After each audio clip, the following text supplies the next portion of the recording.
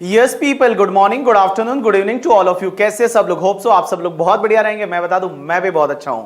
तो आज हम रिवाइज करने वाले एक topic that is the TDS and TCS, जो कि अमेंडमेंट से भरपूर है। बहुत सारे अमेंडमेंट है। तो आने वाले 1 से 1.5 घंटे तक आप अपने ईयरफोन है वो लगा ले और बेस्ट एक्सपीरियंस के लिए ईयरफोन लगा के रखे, जिससे कि आपको सब चीजें समझ में आती रहे। तो स्टार्ट करते हैं ये टॉपिक। सबसे पहली चीज, सर टीडीएस कब काटा जाता है? जब कोई भी इनकम होती है वो टैक्सेबल होती है रिसीवर के हाथ में। अगर कोई इनकम है वो एग्जेम्प्ट है रिसीवर के हाथ में, तो उस केस में टीडीएस काटने की जरूरत नहीं है। बट क्वेश्चन ये आता है, सर टीडीएस कौन से टाइम पे काटा जाता है?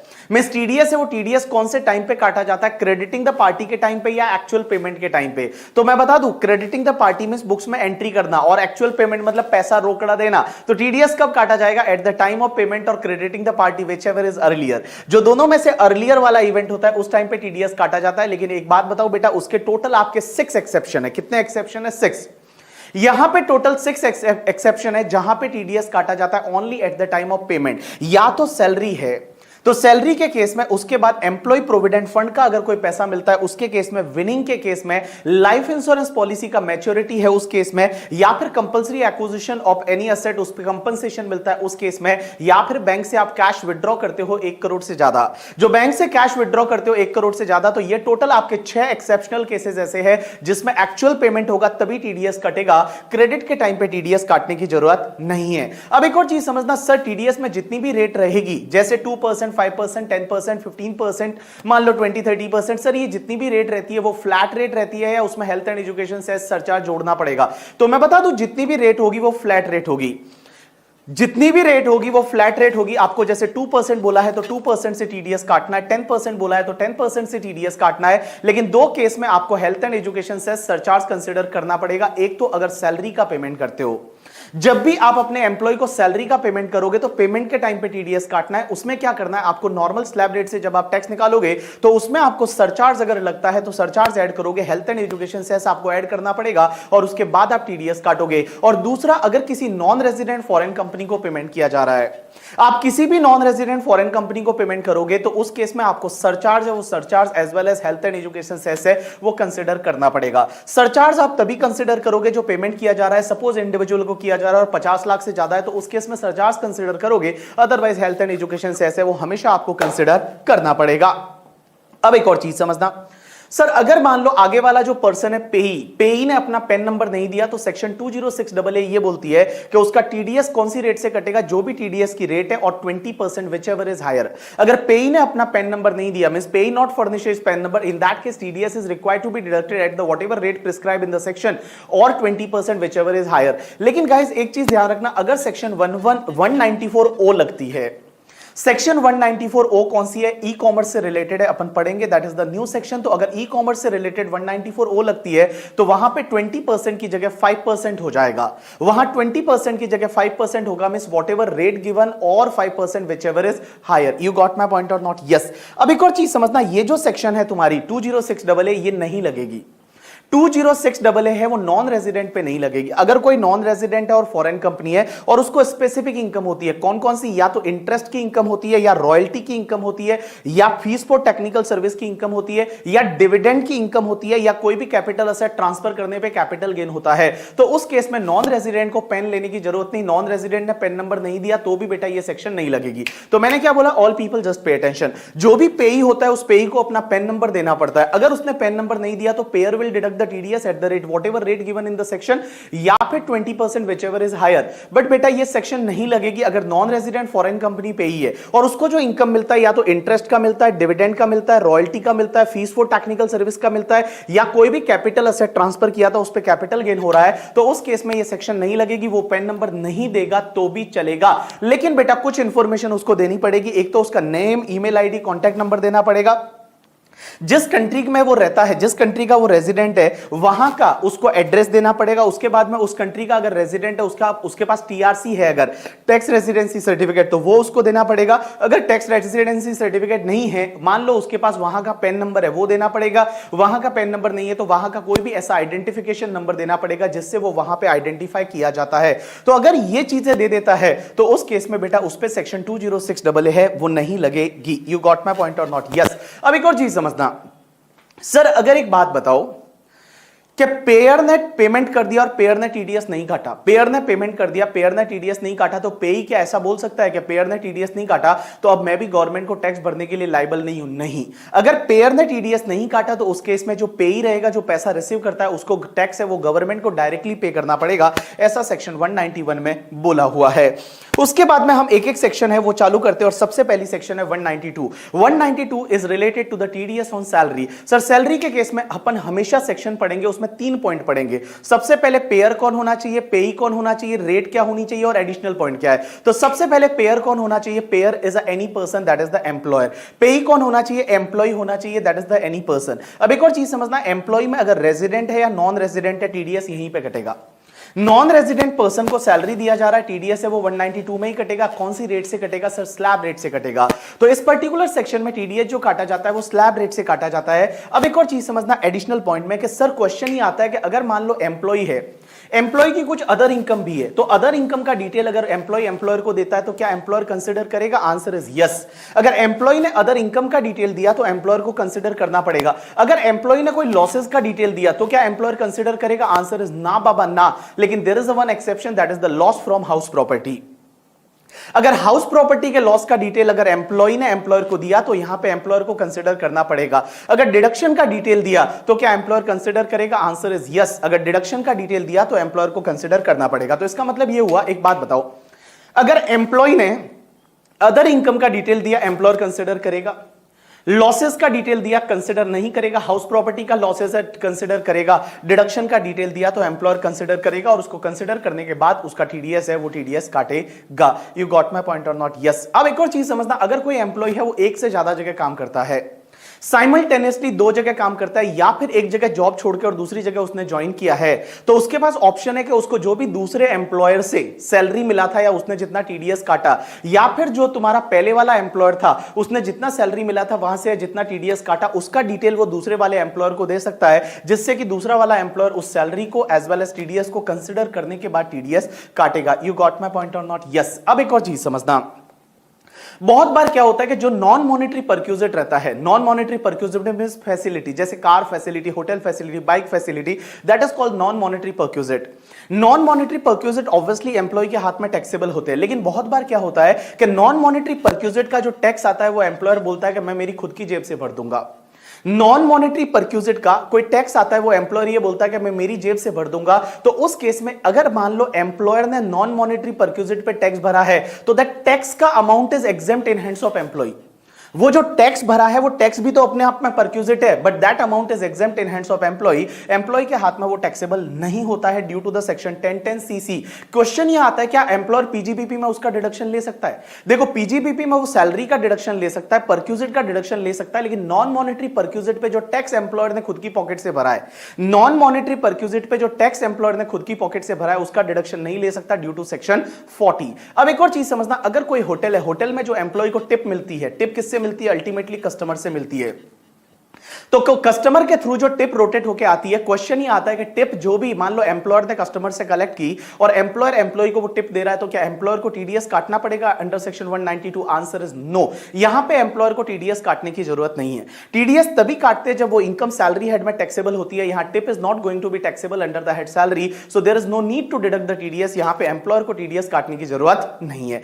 अब एक और चीज समझना, एक जैसे केस लॉ है that is related to the Manipal health system private limited. एक हॉस्पिटल है, हॉस्पिटल में क्या होता है, कुछ डॉक्टर है वो पर्टिकुलर टाइम के लिए आते हैं। जैसे मान लो एक डॉक्टर का नाम है मिस्टर शुक्ला, और मिस्टर शुक्ला दिन में 2 घंटे आते हैं, 12 बजे से लेकर 2 बजे तक। और वो 2 घंटे में क्या करते हैं, जितने भी पेशेंट रहते हैं उनको वो देखते हैं और उनको जो रेम्यूनरेशन मिलता है वो पर पेशेंट मिलता है। जैसे एक पेशेंट को दिखा तो उनको 500 मिलेगा, 2 को देखा 1000 मिलेगा, 10 को देखा तो 5000 मिलेगा, लेकिन उनका हिसाब है वो मंथली होता है। अब क्वेश्चन ये आता है कि उनको जो भी रेम्यूनरेशन मिल रहा है ये सैलरी में जाएगा, टीडीएस 192 में कटेगा या फिर 194 में कटेगा। राइट आंसर इज 194 में कटेगा। यहां पे जो डॉक्टर है उनके बीच में और उस हॉस्पिटल के बीच में कोई एम्प्लॉय एम्प्लॉयर का रिलेशनशिप नहीं है। There is no employ employer relationship between that hospital and that doctor और हॉस्पिटल के बीच में there is no employee employer का relationship, because यहां पे पीएफ ईएसआई वगैरह भी कुछ भी उनके नाम पे नहीं है। तो उस केस में गाइस जो टीडीएस है वो टीडीएस यहां पे जो है 194 जे में कटेगा, ना कि 192 में। You got my point or not? Yes. उसके बाद में नेक्स्ट सेक्शन पे आते हैं, that is the 192A। 192A क्या बोलता है कि अगर कोई भी एम्प्लॉय है उसको ईपीएफ का पेमेंट मिलता है, EPF means employ provident fund से कुछ पैसा मिलता है, और अगर वो टैक्सेबल है तो यहां पे टीडीएस है वो 192A में कटेगा। पेयर कौन होगा? Any person. पेई कौन होना चाहिए? एम्प्लॉय होना चाहिए। अब एक बात बताओ, ईपीएफ का पेमेंट कब टैक्सेबल होता है? जैसे आपने पढ़ा होगा सैलरी में, इंटरमीडिएट में वगैरह, कि भैया जब अगर आपने 5 साल की सर्विस नहीं की और आरपीएफ से पेमेंट मिलता है तो वो आपके लिए टैक्सेबल होता है। तो अगर वो पेमेंट टैक्सेबल हो रहा है तो यहां पे टीडीएस कटेगा। पेयर कौन? Any person. पेई कौन होगा? एम्प्लॉय होगा। रेट क्या होगी? 10%। यहां पे रेट 10% है। अब एक और चीज समझना, यहां पे टीडीएस तभी कटेगा जब जो पेमेंट मिल रहा है ना वो 50,000 रुपीज या उससे ज्यादा है। मींस 50,000 रुपीज या उससे ज्यादा है। अगर 50,000 रुपीज से कम है तो उस केस में टीडीएस काटने की जरूरत नहीं, और वो पेमेंट मिल रहा है अगर वो एग्जेम्प्ट है तो भी टीडीएस काटने की जरूरत नहीं। अब यहां पे एक इंटरेस्टिंग चीज ये आती है कि सेक्शन 192A में अगर मान लो जो एम्प्लॉय है, जो पेई है, उसने अपना पैन नंबर नहीं दिया तो उसका टीडीएस 20% से नहीं कटेगा, उसका टीडीएस एमएमआर से कटेगा। तो 192A सेक्शन ये बोलती है कि भैया अगर यहां पे अपना पैन नंबर नहीं दिया या आधार नंबर नहीं दिया पेई ने, तो उसका टीडीएस है वो एमएमआर से कट जाएगा। You got my point or not? Yes. अब एक और चीज समझना, section 193 is related to the TDS on interest on security. अगर मान लो सिक्योरिटी में डिबेंचर बॉन्ड्स वगैरह उस पे जो इंटरेस्ट मिलता है, तो TDS on interest on security. अब एक चीज समझना, TDS on interest on security payer कौन होना चाहिए? Any person. पेई कौन होना चाहिए? Resident person. अगर रेजिडेंट पर्सन को यहां पे इंटरेस्ट दिया जाएगा तो टीडीएस कटेगा। रेट क्या रहेगा? 10%, but due to Covid rate is 7.5%। अब एक चीज समझना, कुछ स्पेसिफिक सेक्शन में क्या हुआ कि कोविड की वजह से रेट क्रैश किया गया 25% से, और जहां जहां पे जो रेट था उसका 25% कम हो गया, मीन 75% रेट रह गया। तो जैसे 10% है तो उसका 7.5% होगा स्पेसिफिक पीरियड में। पीरियड क्या है? 14 मई 2020 से लेकर और 31 मार्च 2021 तक। If TDS is required to be deducted between 14 May 2020 till 31st March 2021, then TDS rate will be 75%. So here also TDS rate is a 7.5% between that particular period. Sir यहां पे कुछ एडिशनल पॉइंट है। पहला point ये कि अगर कोई भी डीमैट सिक्योरिटीज है तो उस पे टीडीएस नहीं कटेगा। अगर डीमैट सिक्योरिटी है, डीमटेरियलाइज फॉर्म में जो सिक्योरिटी है उस पे इंटरेस्ट मिलता है तो उस पे आपका टीडीएस है वो नहीं कटेगा। अब एक और चीज समझना, अगर इंटरेस्ट दिया जा रहा है वो किसी भी एलआईसी को दिया जा रहा है, जीआईसी को दिया जा रहा है या किसी इंश्योरेंस कंपनी को दिया जा रहा है। जैसे आई कैन टेक एग्जांपल कि एलआईसी ने रिलायंस के बॉन्ड्स में इन्वेस्ट किया था और रिलायंस जो है अब एलआईसी को इंटरेस्ट दे रहा है, तो उस केस में टीडीएस काटने की जरूरत नहीं है। अब एक और चीज समझना, अगर कोई भी गवर्नमेंट सिक्योरिटी रहेगी तो उस पर टीडीएस नहीं काटा जाएगा। जो भी गवर्नमेंट सिक्योरिटी रहेगी वो गवर्नमेंट सिक्योरिटी पे टीडीएस काटने की जरूरत नहीं है, लेकिन इसके 2 एक्सेप्शन है करके, ठीक है। पहला एक्सेप्शन तो ये कि अगर मान लो तुम्हारा 8% सेविंग टैक्सेबल बॉन्ड्स है 2003 वाला, 8% सेविंग टैक्सेबल बॉन्ड्स है 2003 वाला, या फिर 7.75% टैक्सेबल बॉन्ड्स है 2018 वाला, और ये आरबीआई के बॉन्ड है, तो उस केस में इस पे अगर आपको इंटरेस्ट मिलता है वो 10,000 से ज्यादा है तो उस केस में टीडीएस कट जाएगा। अब एक चीज समझना, यहां पे एक floating rate of interest bonds और इशू किया 2020 वाला। आरबीआई ने एक फ्लोटिंग रेट ऑफ इंटरेस्ट वाला जो है बॉन्ड्स 2020 वाला इशू किया, यहां पे भी टीडीएस कटेगा, ऐसा आरबीआई के नोटिफिकेशन में लिखा हुआ है, बट इनकम टैक्स में अभी तक कुछ अमेंडमेंट किया नहीं है। तो आप आईसीआई का मॉड्यूल देखोगे तो उसमें ये फ्लोटिंग वाला नहीं है, बट आरबीआई का जो नोटिफिकेशन था उसमें लिखा हुआ है कि इस पे जो है वो टीडीएस कटेगा अगर 10,000 से ज्यादा का इंटरेस्ट है तो मैंने क्या बोला कि देखो, गवर्नमेंट के जो भी सिक्योरिटी रहेगी उस पे टीडीएस नहीं कटेगा। जो गवर्नमेंट की सिक्योरिटी रहेगी वो गवर्नमेंट की सिक्योरिटी पे टीडीएस नहीं कटेगा, बट इसके 2 एक्सेप्शन आप ऐसे याद रखोगे। पहला तो 8% सेविंग टैक्सेबल बॉन्ड्स 2003 वाला, या 7.75% सेविंग टैक्सेबल बॉन्ड्स 2018 वाला जो है, और इस पे अगर आपको जो इंटरेस्ट मिलता है वो 10,000 से ज्यादा का है तो उस केस में टीडीएस आपका कट जाएगा। You got my point or not? Yes. Now next section is 194। 194 is a TDS on dividend. अगर आपको कोई भी डिविडेंड मिलता है तो डिविडेंड पे टीडीएस काटेगा। पेयर कौन होना चाहिए? Domestic company.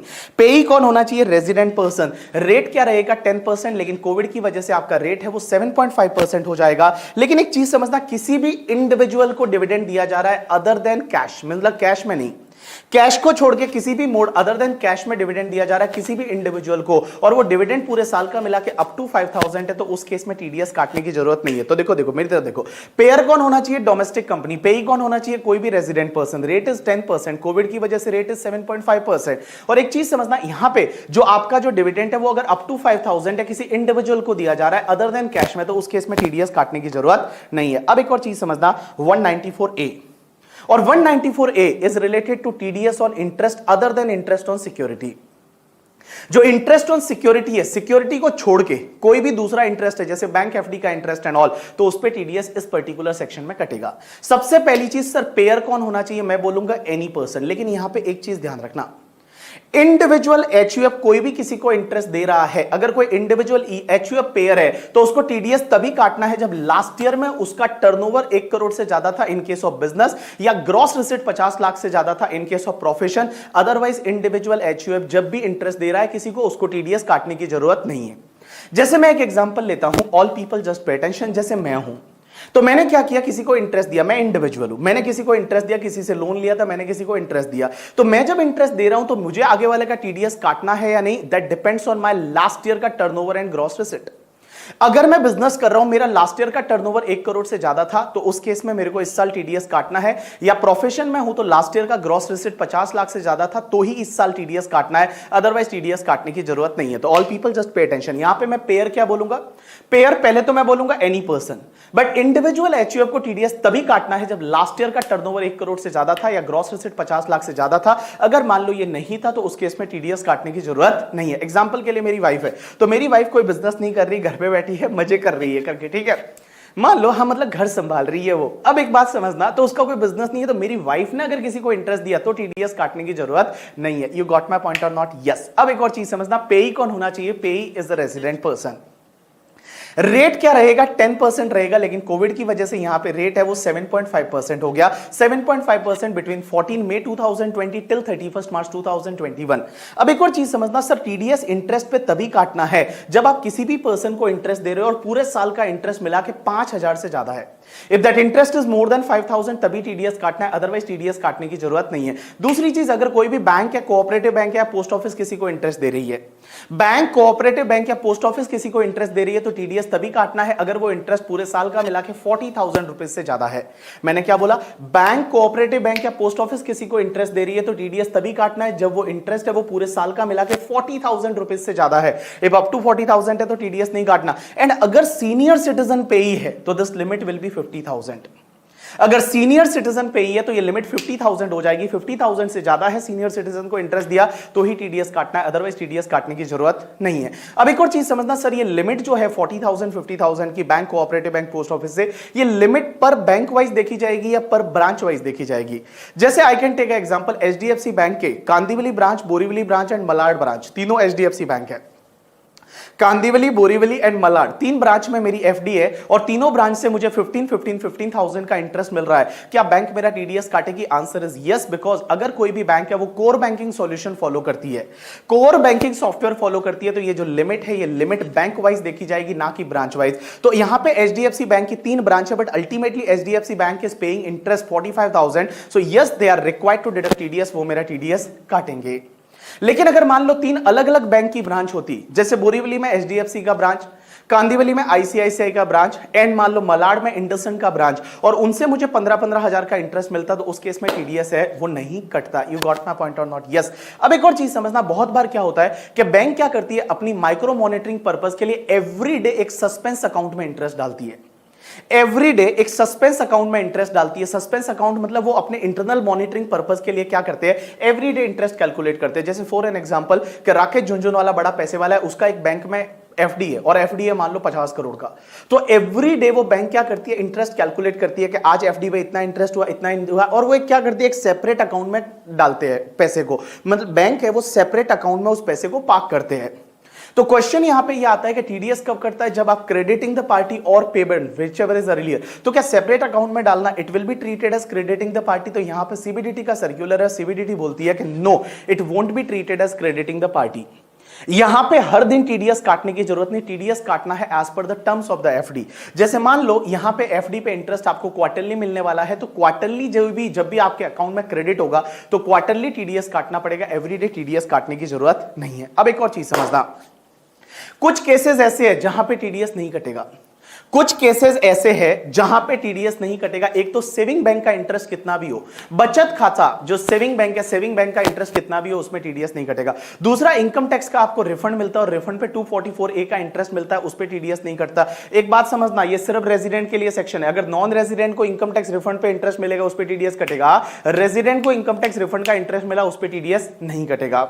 अब एक और चीज समझना, अगर आप इंटरेस्ट जो दे रहे हो वो इंटरेस्ट आप किसी बैंक को दे रहे हो या एलआईसी को दे रहे हो या यूटीआई को दे रहे हो या किसी इंश्योरेंस कंपनी को दे रहे हो तो टीडीएस काटने की जरूरत नहीं। मींस आप इंटरेस्ट बैंक को दे रहे हो, एलआईसी को दे रहे हो, यूटीआई को दे रहे हो, किसी इंश्योरेंस कंपनी को दे रहे हो, तो उस केस में टीडीएस है, वो टीडीएस काटने की जरूरत नहीं है। अब एक और चीज समझना, अगर कोई कोऑपरेटिव सोसाइटी है, कोऑपरेटिव बैंक नहीं है, कोऑपरेटिव सोसाइटी किसी दूसरी कोऑपरेटिव सोसाइटी को इंटरेस्ट देती है या कोऑपरेटिव सोसाइटी अपने मेंबर को इंटरेस्ट देती है तो टीडीएस काटने की जरूरत नहीं है। मैंने क्या बोला, अगर कोई कोऑपरेटिव सोसाइटी है वो किसी दूसरी कोऑपरेटिव सोसाइटी को इंटरेस्ट देती है या अपने मेंबर को इंटरेस्ट देती है तो उस केस में टीडीएस काटने की जरूरत नहीं है। लेकिन इस बार एक अमेंडमेंट है कि जो कोऑपरेटिव सोसाइटी इंटरेस्ट दे रही है, अगर उस कोऑपरेटिव सोसाइटी का लास्ट ईयर का टर्नओवर या ग्रॉस रिसीट 50 करोड़ से ज्यादा है, उस कोऑपरेटिव सोसाइटी का लास्ट ईयर का टर्नओवर या ग्रॉस एसेट है वो 50 करोड़ से ज्यादा है और इंटरेस्ट दिया जा रहा है वो 40,000 या 50,000 से ज्यादा है, सीनियर सिटीजन के केस में 50,000 और अदर केस में 40,000।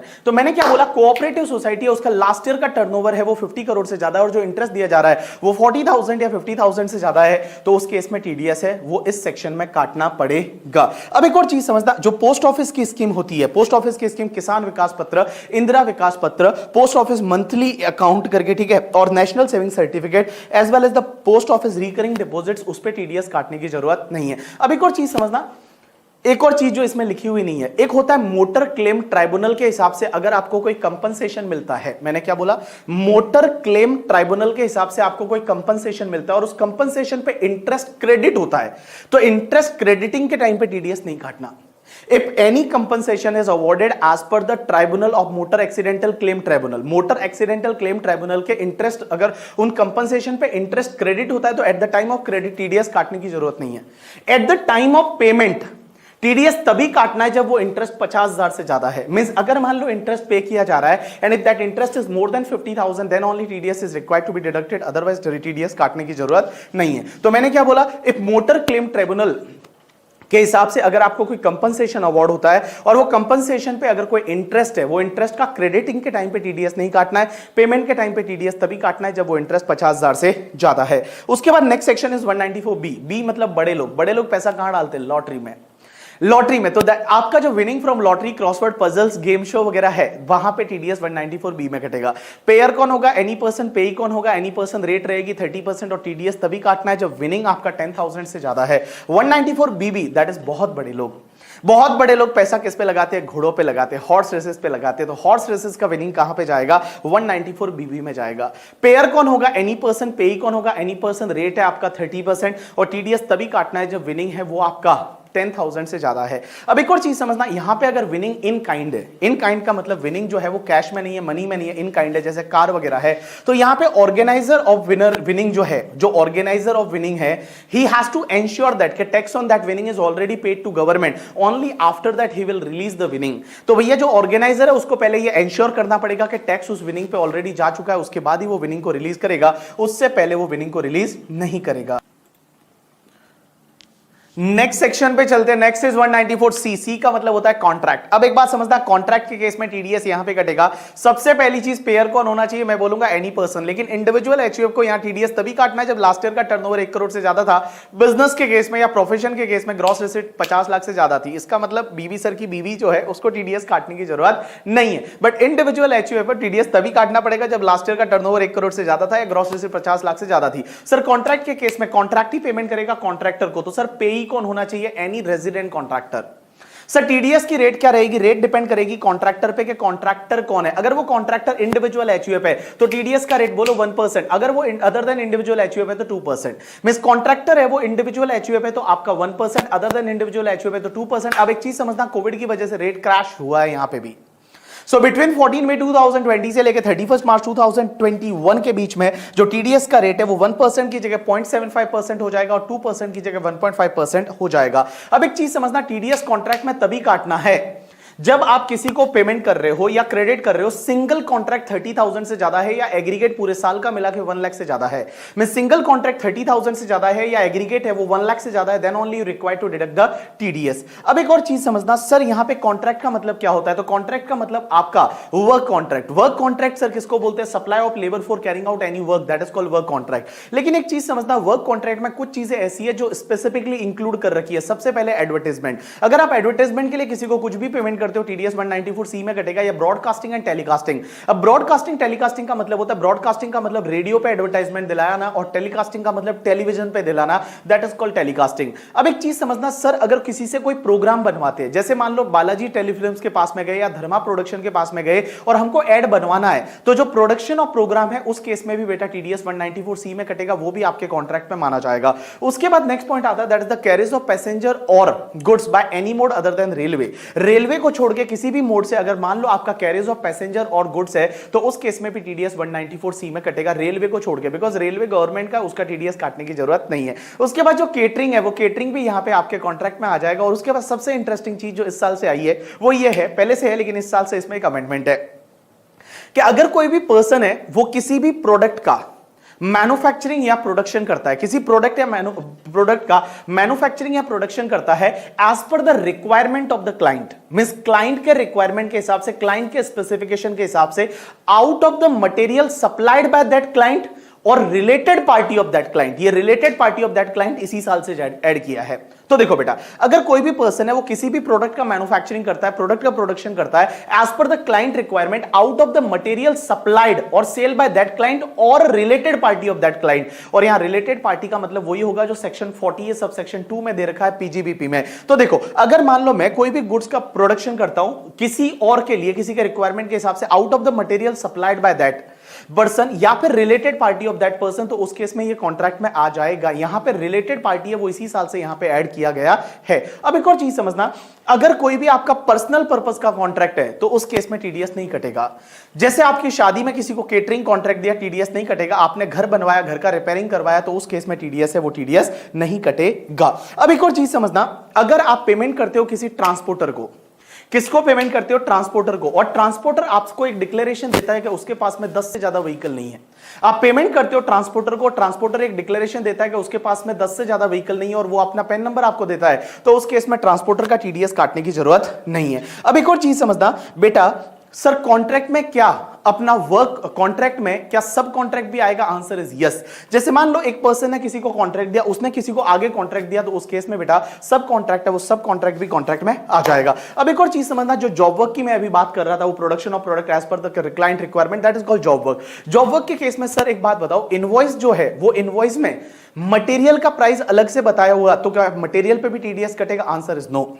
इनवॉइस में अगर मटेरियल का प्राइस अलग से बताया हुआ है तो मटेरियल पे टीडीएस नहीं कटेगा, बाकी वाले इनवॉइस वैल्यू पे टीडीएस कट जाएगा। बट अगर मटेरियल का प्राइस सेपरेटली बताया हुआ नहीं है तो टोटल इनवॉइस वैल्यू पे टीडीएस है वो टीडीएस कट जाएगा। You got my point or not? Yes. अब एक और चीज समझना सर, एक क्लैरिफिकेशन है सीबीडीटी का, और सीबीडीटी ये बोलती है कि अगर मान लो कोई क्लाइंट है उसने एडवर्टाइजमेंट एजेंसी को पेमेंट किया, क्लाइंट है जिसने एडवर्टाइजमेंट एजेंसी को पेमेंट किया और क्लाइंट ने एडवर्टाइजमेंट एजेंसी का टीडीएस 194C में काट लिया। अब वो एडवर्टाइजमेंट एजेंसी किसी न्यूज़पेपर कंपनी को या टीवी चैनल्स को पेमेंट करती है, तो उस केस में उसका टीडीएस काटने की जरूरत नहीं। तो मैंने क्या बोला, कोई भी पर्सन है उसने एडवर्टाइजमेंट एजेंसी को पेमेंट किया, तो उस टाइम पे अगर 194C में टीडीएस काट लिया है, तो एडवर्टाइजमेंट एजेंसी जो है वो अगर मान लो किसी न्यूज चैनल या पेपर कंपनी को पेमेंट करेगी, तो उस केस में टीडीएस काटने की आगे जरूरत नहीं है। जब ऑलरेडी पहले जब क्लाइंट ने एडवर्टाइजमेंट एजेंसी को पेमेंट किया तो टीडीएस काट चुका है। अब एक एक और चीज समझना, यहां पे एडवर्टाइजमेंट एजेंसी जो है वो क्या करती है, कुछ कमीशन रिटेन करती है। जैसे मान लो क्लाइंट ने एडवर्टाइजमेंट एजेंसी को 10 लाख का पेमेंट किया था, उसने आगे 9 लाख का पेमेंट किया, 1 लाख अपने पास रिटेन करके रख लिया,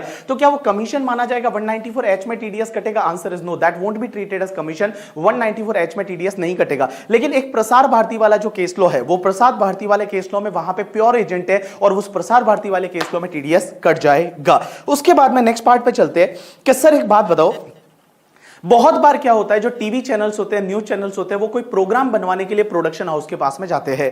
जैसे मैं एग्जांपल लेता हूं कि एबीपी न्यूज है, उसको महाभारत बनवाना है, और वो महाभारत बनवाने के लिए कहां पे गया? किसी धर्मा प्रोडक्शन के पास में गया जो करण जौहर का है, और धर्मा प्रोडक्शन को जाके बोला कि हमको महाभारत बनाना है, महाभारत में अर्जुन ये होना चाहिए, भीम ये होना चाहिए, शकुनी ये होना चाहिए, पूरा डिस्क्रिप्शन दिया। और उनके हिसाब से अगर मान लो धर्मा प्रोडक्शन ने महाभारत बनवा के एबीपी न्यूज को दिया और उसका जो कॉपीराइट पेटेंट है वो भी ट्रांसफर किया, तो उस केस में ये कॉन्ट्रैक्ट माना जाएगा, 194C में टीडीएस कटेगा। लेकिन अगर मान लो एबीपी न्यूज वाले हैं, वो महाभारत बनवाने के लिए धर्मा प्रोडक्शन के पास गए, धर्मा प्रोडक्शन वाले बोलते हैं कि हमारे पास महाभारत पहले से बनाया हुआ है, ये लो महाभारत और आप अपने यहां पे डिस्प्ले कर दो, तो उस केस में सर टीडीएस 194C में कटेगा? आंसर इज नो, 194C में नहीं कटेगा, बट अगर किसी और सेक्शन में टीडीएस कटता है तो उस सेक्शन में कट जाएगा। बट बेटा 194C में टीडीएस है, वो आपका नहीं कटेगा। अब एक और चीज समझना, नेक्स्ट सेक्शन आती है 194D। डी का मतलब ये होता है, इसको ऐसे याद रखोगे कि अगर मान लो किसी भी डेथ हो जाती है तो इंश्योरेंस करवाया हुआ है, तो इंश्योरेंस एजेंट है, उसकी बड़ी हेल्प लगती है। तो डी मतलब डेथ, मतलब डेथ के टाइम पे इंश्योरेंस एजेंट है, उसकी हेल्प लगेगी।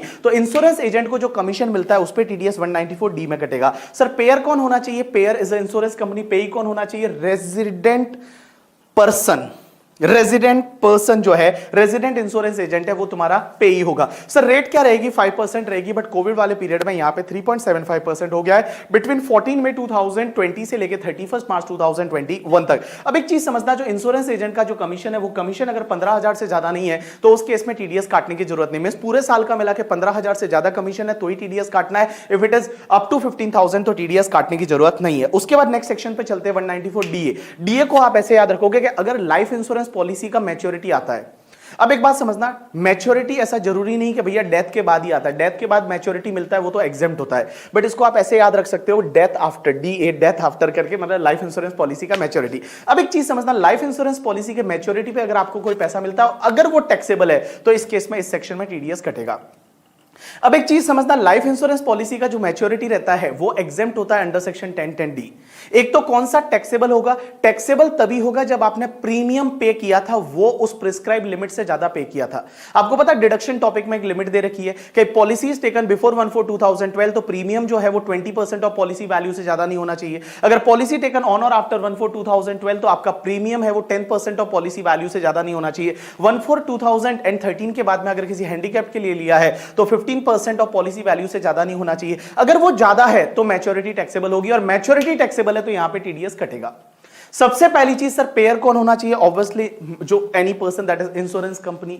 पेई कौन होना चाहिए? पेई यहां पे एनी पर्सन करके, ठीक है। अब एक चीज समझ, पेई जो है वो resident person, sorry, payer any person, payee is a resident person. TDS का रेट क्या रहेगा? 5%। लेकिन बेटा यहां टीडीएस का रेट कोविड की वजह से आपका 3.75% हो जाएगा। लेकिन यहां पे एक चीज समझना, अगर मैच्योरिटी एग्जेम्प्ट है तो टीडीएस नहीं कटेगा, और दूसरी चीज, अगर मैच्योरिटी सम है वो लेस देन 1 लाख है तो टीडीएस नहीं कटेगा।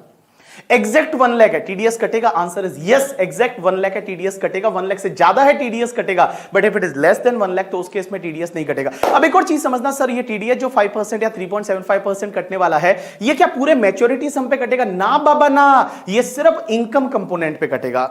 और यहां इनकम कंपोनेंट का मतलब क्या होता है कि जो भी मैच्योरिटी सम माइनस जितना आपने प्रीमियम पे किया था, जो मैच्योरिटी सम माइनस जितना आपने प्रीमियम पे किया था, उसका डिफरेंस रहेगा, वो डिफरेंस पे आपको 5% या 3.75% की रेट से टीडीएस है वो टीडीएस कट जाएगा। Next section is 194E। ई को ऐसा याद रखोगे कि आईपीएल जो होता है, आईपीएल में एक्स्ट्रा इनिंग आता है, ठीक है, that is called extra inning. अब एक चीज समझना, 194E ये बोलता है कि अगर कोई भी नॉन रेजिडेंट स्पोर्ट्स पर्सन है, या स्पोर्ट्स एसोसिएशन है, या नॉन रेजिडेंट एंटरटेनर है, उसको अगर आप पेमेंट करते हो तो टीडीएस इस पर्टिकुलर सेक्शन में कटता है। पेयर कौन होना चाहिए? एनी पर्सन होना चाहिए। पेई कौन होना चाहिए? नॉन रेजिडेंट या तो स्पोर्ट्स पर्सन, या नॉन रेजिडेंट एंटरटेनर, या फिर नॉन रेजिडेंट स्पोर्ट्स एसोसिएशन। अब एक चीज समझना, non resident sports person and sports, non resident sports person and non resident entertainer, वो नॉन रेजिडेंट के साथ साथ नॉन सिटीजन ऑफ इंडिया भी होने चाहिए। वो नॉन रेजिडेंट के साथ साथ नॉन सिटीजन ऑफ इंडिया भी होने चाहिए। तो उनको अगर कोई भी पेमेंट मिलेगा तो टीडीएस इस पर्टिकुलर सेक्शन में कटेगा। रेट क्या रहेगा? 20%। लेकिन आप एक चीज ध्यान रखना, इसमें हमेशा हेल्थ एंड एजुकेशन सेस आप ऐड करोगे, क्योंकि पेमेंट किसको किया जा रहा है? पेमेंट किया जा रहा है नॉन रेजिडेंट को। तो health and education cess add करोगे। सरचार्ज आपको तभी ऐड करना है जब वो पेमेंट हो रहा है वो पर्टिकुलर लिमिट से ज्यादा है, जैसे 50 लाख रुपए से ज्यादा है तो ही आपको सरचार्ज ऐड करना है। अब एक और चीज समझना, यहां पे बड़ी ही इंटरेस्टिंग चीज ये आती है, सर किस चीज का पेमेंट कर रहे हैं? तो नॉन रेजिडेंट स्पोर्ट्स पर्सन को या तो पेमेंट कर रहे हो इंडिया में कोई भी गेम में वो पार्टिसिपेट करने के लिए आता है, जैसे एग्जांपल के लिए आईपीएल, तो इंडिया में किसी गेम में पार्टिसिपेट करने के लिए आता है, या फिर इंडिया में एडवर्टाइजमेंट के लिए उसको पैसा मिलता है। एडवर्टाइजमेंट वो आता था ना, ऊला ला ला ले ओ divided by teams united by Kingfisher. तो किंगफिशर का जो एडवर्टाइजमेंट था उसके लिए जो पेमेंट मिलता है क्रिस गेल को वगैरह, टीडीएस इस सेक्शन में घटेगी। या फिर मान लो वो किसी न्यूज़पेपर मैगजीन में वेबसाइट पे अपने आर्टिकल देते हैं और आर्टिकल के लिए पैसा मिलता है, या फिर एंटरटेनर को इंडिया में एंटरटेन करने के लिए आता है, जैसे जस्टिन आया था इंडिया में करके, ठीक है, या फिर मान लो आतिफ असलम इंडिया में आता है एंटरटेन करने के लिए, या फिर वो चीयर लीडर्स आती है और उनको जो पैसा मिलेगा इस पर्टिकुलर सेक्शन में टीडीएस कटेगा 20% की रेट से। नेक्स्ट सेक्शन 194 जी का मतलब होता है गैम्बलिंग। गैम्बलिंग कौन सिखाता है आपको? Lottery agent. तो जो लॉटरी एजेंट का कमीशन होगा उस पे 194 जी में टीडीएस कटेगा। जो भी लॉटरी एजेंट का कमीशन होगा उस पे 194 जी में टीडीएस कटेगा। पेयर कौन? एनी पर्सन, पे एनी पर्सन, यहां लिखा हुआ है पे इज एनी पर्सन। रेट क्या रहेगा आपका? 5%, बट कोविड की वजह से ये रेट है वो 3.75% हो जाएगा। और टीडीएस तभी काटना है जब कमीशन 15,000 से ज्यादा है। If it is more then 15,000 तभी टीडीएस काटना है। अगर पूरे साल का मिला के कमीशन 15,000 से ज्यादा नहीं है तो टीडीएस काटने की जरूरत नहीं है। उसके बाद 194 एच का मतलब होता है कि इसको ऐसे याद रखो, जैसे कोई हाउस वगैरह अपन भाड़े वगैरह पे लेते हैं या खरीदते हैं तो अपने को ब्रोकरेज पे करना पड़ता है, कमीशन पे करना पड़ता है ब्रोकर के थ्रू। तो अगर मान लो आपने कमीशन या ब्रोकरेज है अदर देन इंश्योरेंस एजेंट का commission, other than lottery agent का कमीशन, उसके बाद कोई भी कमीशन ब्रोकरेज बचेगा तो यहां पे टीडीएस काटना पड़ेगा 194 एच में। पेयर कौन होना चाहिए? Any person. बट ध्यान रखना बेटा, इंडिविजुअल एचयूएफ को टीडीएस तभी काटना है जब लास्ट ईयर में उसका टर्नओवर 1 करोड़ से ज्यादा था या ग्रॉस रिसीट 50 लाख से ज्यादा था। मतलब बीपी सर की वाइफ है तो उसको टीडीएस काटने की जरूरत नहीं है। पेई कौन होना चाहिए? Resident person. रेट क्या रहेगा? 5% रहेगा। कोविड की वजह से 3.75% और टीडीएस तभी काटना है जब 15,000 से ज्यादा का कमीशन है पूरे साल का। मींस किसी भी पर्सन को जो कमीशन ब्रोकरेज पे किया जा रहा है वो 15,000 से ज्यादा है तो उस केस में टीडीएस काटना है, अदरवाइज टीडीएस काटने की जरूरत नहीं है। अब एक और चीज समझना, यहां पे सिक्योरिटी से रिलेटेड कोई भी ब्रोकरेज और कमीशन है तो उस केस में टीडीएस काटने की जरूरत नहीं। If any commission and brokerage related to security, तो उस केस में टीडीएस काटने की जरूरत नहीं। अगर सिक्योरिटी से रिलेटेड कोई भी कमीशन एंड ब्रोकरेज है तो टीडीएस काटने की जरूरत नहीं। जैसे अंडरराइटर कमीशन है, तो जैसे अंडरराइटर कमीशन है, या फिर मान लो तुम्हारा कोई शेयर एंड सिक्योरिटी के सेल से रिलेटेड कोई भी कमीशन है तो उस केस में उस पर टीडीएस काटने की जरूरत नहीं है। You got my point or not? Yes. Next section is 194 आई का मतलब होता है मम्मी। हम महाराष्ट्र में बोलते हैं आई तुझा आशीर्वाद। तो आई तुझा आशीर्वाद, जो आई है वो मम्मी। अपन इतने बड़े हो गए, अपने को पता है मम्मी के घर पे रहते हैं, मम्मी को रेंट देना चाहिए। तो 194 I is for TDS on rent. Payer कौन होना चाहिए? Any person. But BB sir की वाइफ को टीडीएस काटने की जरूरत नहीं है। मींस इंडिविजुअल एचयूएफ को टीडीएस तभी काटना जब लास्ट ईयर का टर्नओवर 1 करोड़ से ज्यादा था या ग्रॉस रिसीट 50 लाख से ज्यादा था। पेई कौन होना चाहिए? Resident person. रेट क्या रहेगा? That depend on the asset. अगर रेंट है प्लांट एंड मशीनरी इक्विपमेंट का, रेंट है प्लांट एंड मशीनरी इक्विपमेंट का, तो टीडीएस का रेट है वो 2% रहेगा। अगर फर्नीचर है, बिल्डिंग है या लैंड है तो 10% रहेगा। फर्नीचर, बिल्डिंग, लैंड है तो 10%, अदरवाइज 2%। कोविड की वजह से रेट का क्रैश यहां पे भी हुआ है। मींस जहां पे 2% है वहां 1.5% और जहां 10% है वहां 7.5% है, वो रेट हुआ है। अब एक और चीज समझना, यहां टीडीएस तभी काटना है जब किसी भी पर्टिकुलर पर्सन को जो रेंट दिया जा रहा है ना, वो रेंट 2,40,000 से ज्यादा है।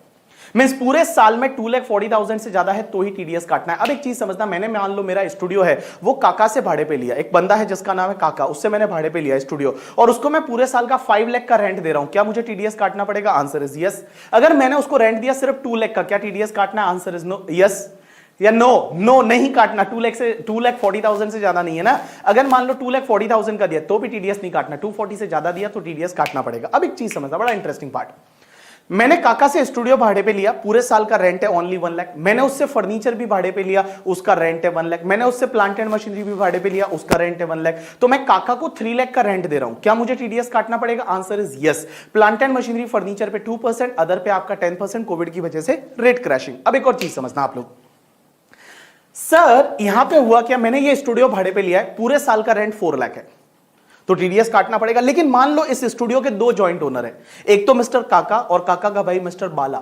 तो बाला और काका दो जॉइंट ओनर है, मैं दोनों को 2-2 लाख का रेंट पे कर रहा हूं, बाला को 2 लाख का, काका को 2 लाख का। तो काका को 2 लाख का, बाला को 2 लाख का, मैंने 2-2 लाख का दोनों को रेंट पे किया। क्या उस केस में टीडीएस काटना पड़ेगा? आंसर इज नो, टीडीएस नहीं काटना, क्योंकि ये 2,40,000 का लिमिट है, ये पर पेई वाइज है, मतलब उस पर्टिकुलर पेई को आप कितना पे कर रहे हो वो देखना पड़ेगा। किसी सिंगल पर्सन को आप 2,40,000 से ज्यादा पे कर रहे हो तो उस केस में आपको टीडीएस है वो काटना पड़ेगा। अब एक और चीज समझना, अगर कोई भी एडवांस रेंट मिलता है तो उस पर भी टीडीएस काटना है? Answer is yes, because TDS on rent आपको पेमेंट और crediting which ever is earlier, तो पेमेंट जब पहले हो गया, एडवांस रेंट हो गया, उस पर टीडीएस काटना पड़ेगा। अब एक और चीज समझना, कोई एरियर्स ऑफ रेंट होता है, एरियर्स ऑफ रेंट का मतलब क्या होता है? कोई रेंट को लेकर डिस्प्यूट हो गया था, एरियर्स ऑफ रेंट अभी पेमेंट होता है तो उस पर टीडीएस कटेगा। क्या रिफंडेबल डिपॉजिट पे टीडीएस कटेगा? आंसर इज नो, लेकिन non refundable deposit is like rent only, non refundable deposit है तो उस पर टीडीएस कटेगा। अब एक और चीज समझना, अगर कोई भी बिजनेस ट्रस्ट वाला, याद करो आप, बिजनेस ट्रस्ट में एक रिट पड़ा था REIT, और रिट जो है उसकी अगर ओन प्रॉपर्टी है, वो ओन प्रॉपर्टी पे जो रेंटल इनकम मिलता है वो रिट के हाथ में एग्जेम्प्ट होता है अंडर सेक्शन 1023 FCA। तो जो रिट को जो रेंट मिलेगा,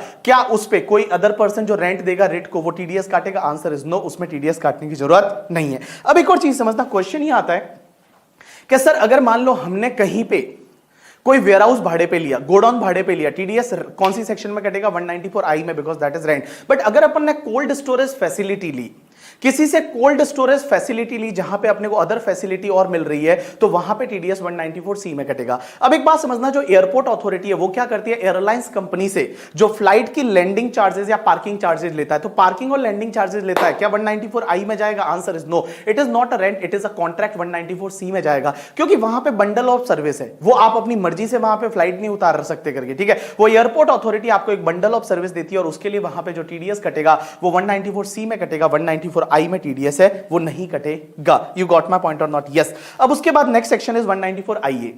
194IA 2-4 साल पहले एक नई सेक्शन आई है और उसको ऐसे भी याद रख सकते हो, 194IA इज इमूवेबल प्रॉपर्टी आप एक्वायर करते हो, इमूवेबल प्रॉपर्टी आप एक्वायर करते हो। तो देखो बेटा, यहां पे क्या होगा कि अगर कोई भी आप इमूवेबल प्रॉपर्टी एक्वायर करते हो other than rural agriculture land, pair कौन होगा? Pair is any person, payee कौन होना चाहिए? Resident person. और अगर आपने इमूवेबल प्रॉपर्टी एक्वायर की तो उस पे टीडीएस का रेट है वो 1% रहेगा, टीडीएस का रेट 1% रहेगा। लेकिन एक चीज समझना, यहां कोविड की वजह से रेट क्रैश हुआ, आंसर इज यस, कोविड की वजह से 0.75% हो जाएगा 14 मई 2020 से लेके और 31 मार्च 2021 तक।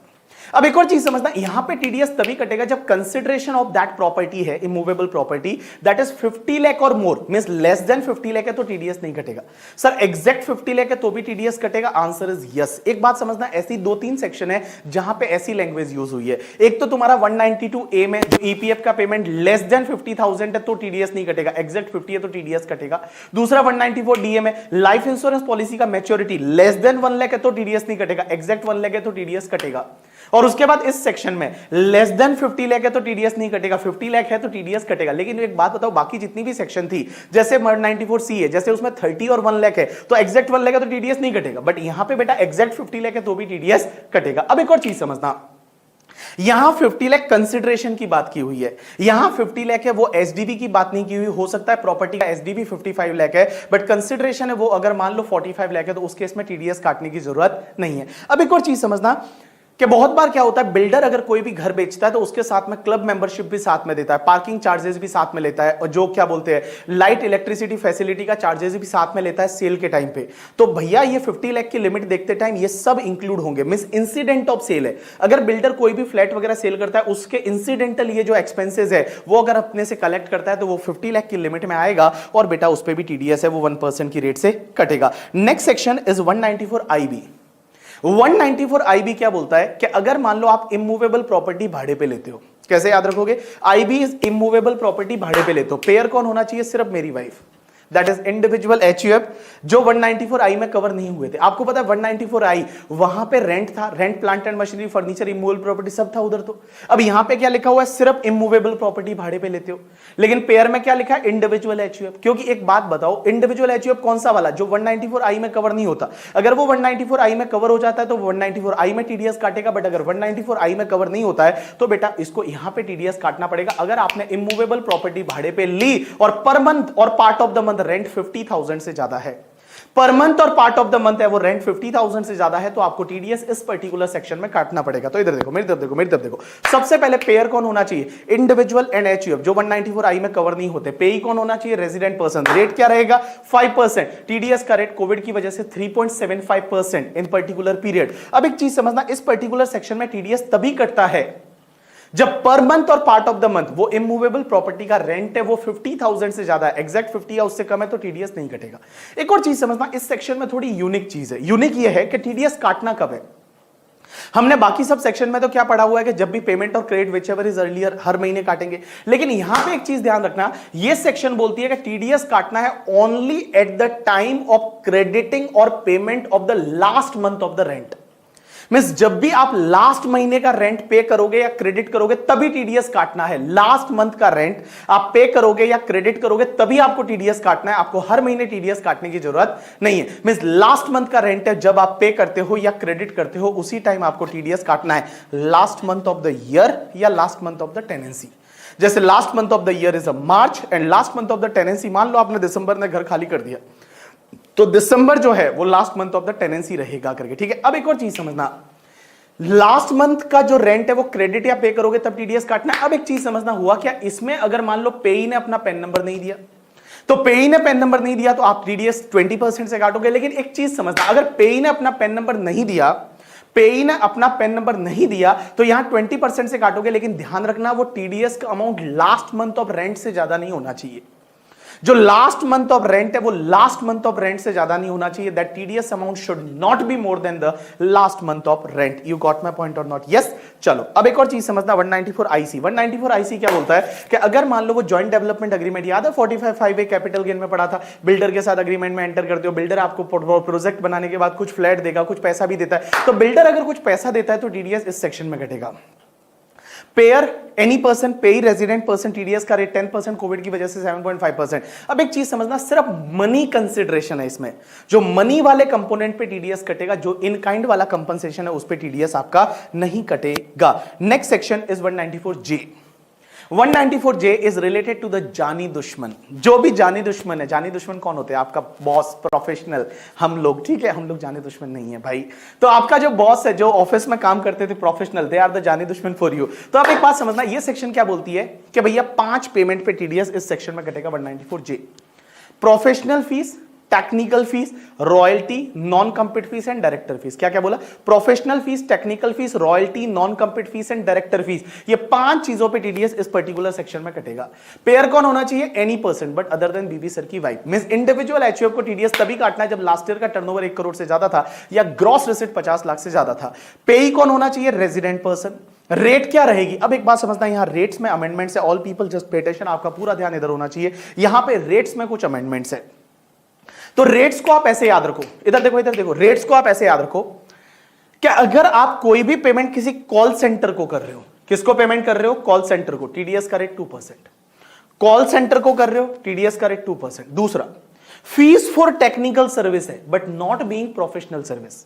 Means fees for technical service not being professional service, आप ऐसे याद रखो, fees for technical service not being professional service, TDS rate is 2%।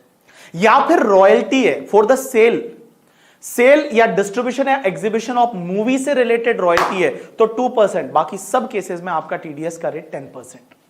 तो मैंने बोला 3 जगह 2% है। कहां कहां? एक तो अगर आपने कॉल सेंटर को पेमेंट किया, टीडीएस का रेट 2%। अगर आपका फीस फॉर टेक्निकल सर्विस है but not being professional service, 2% करके, ठीक है।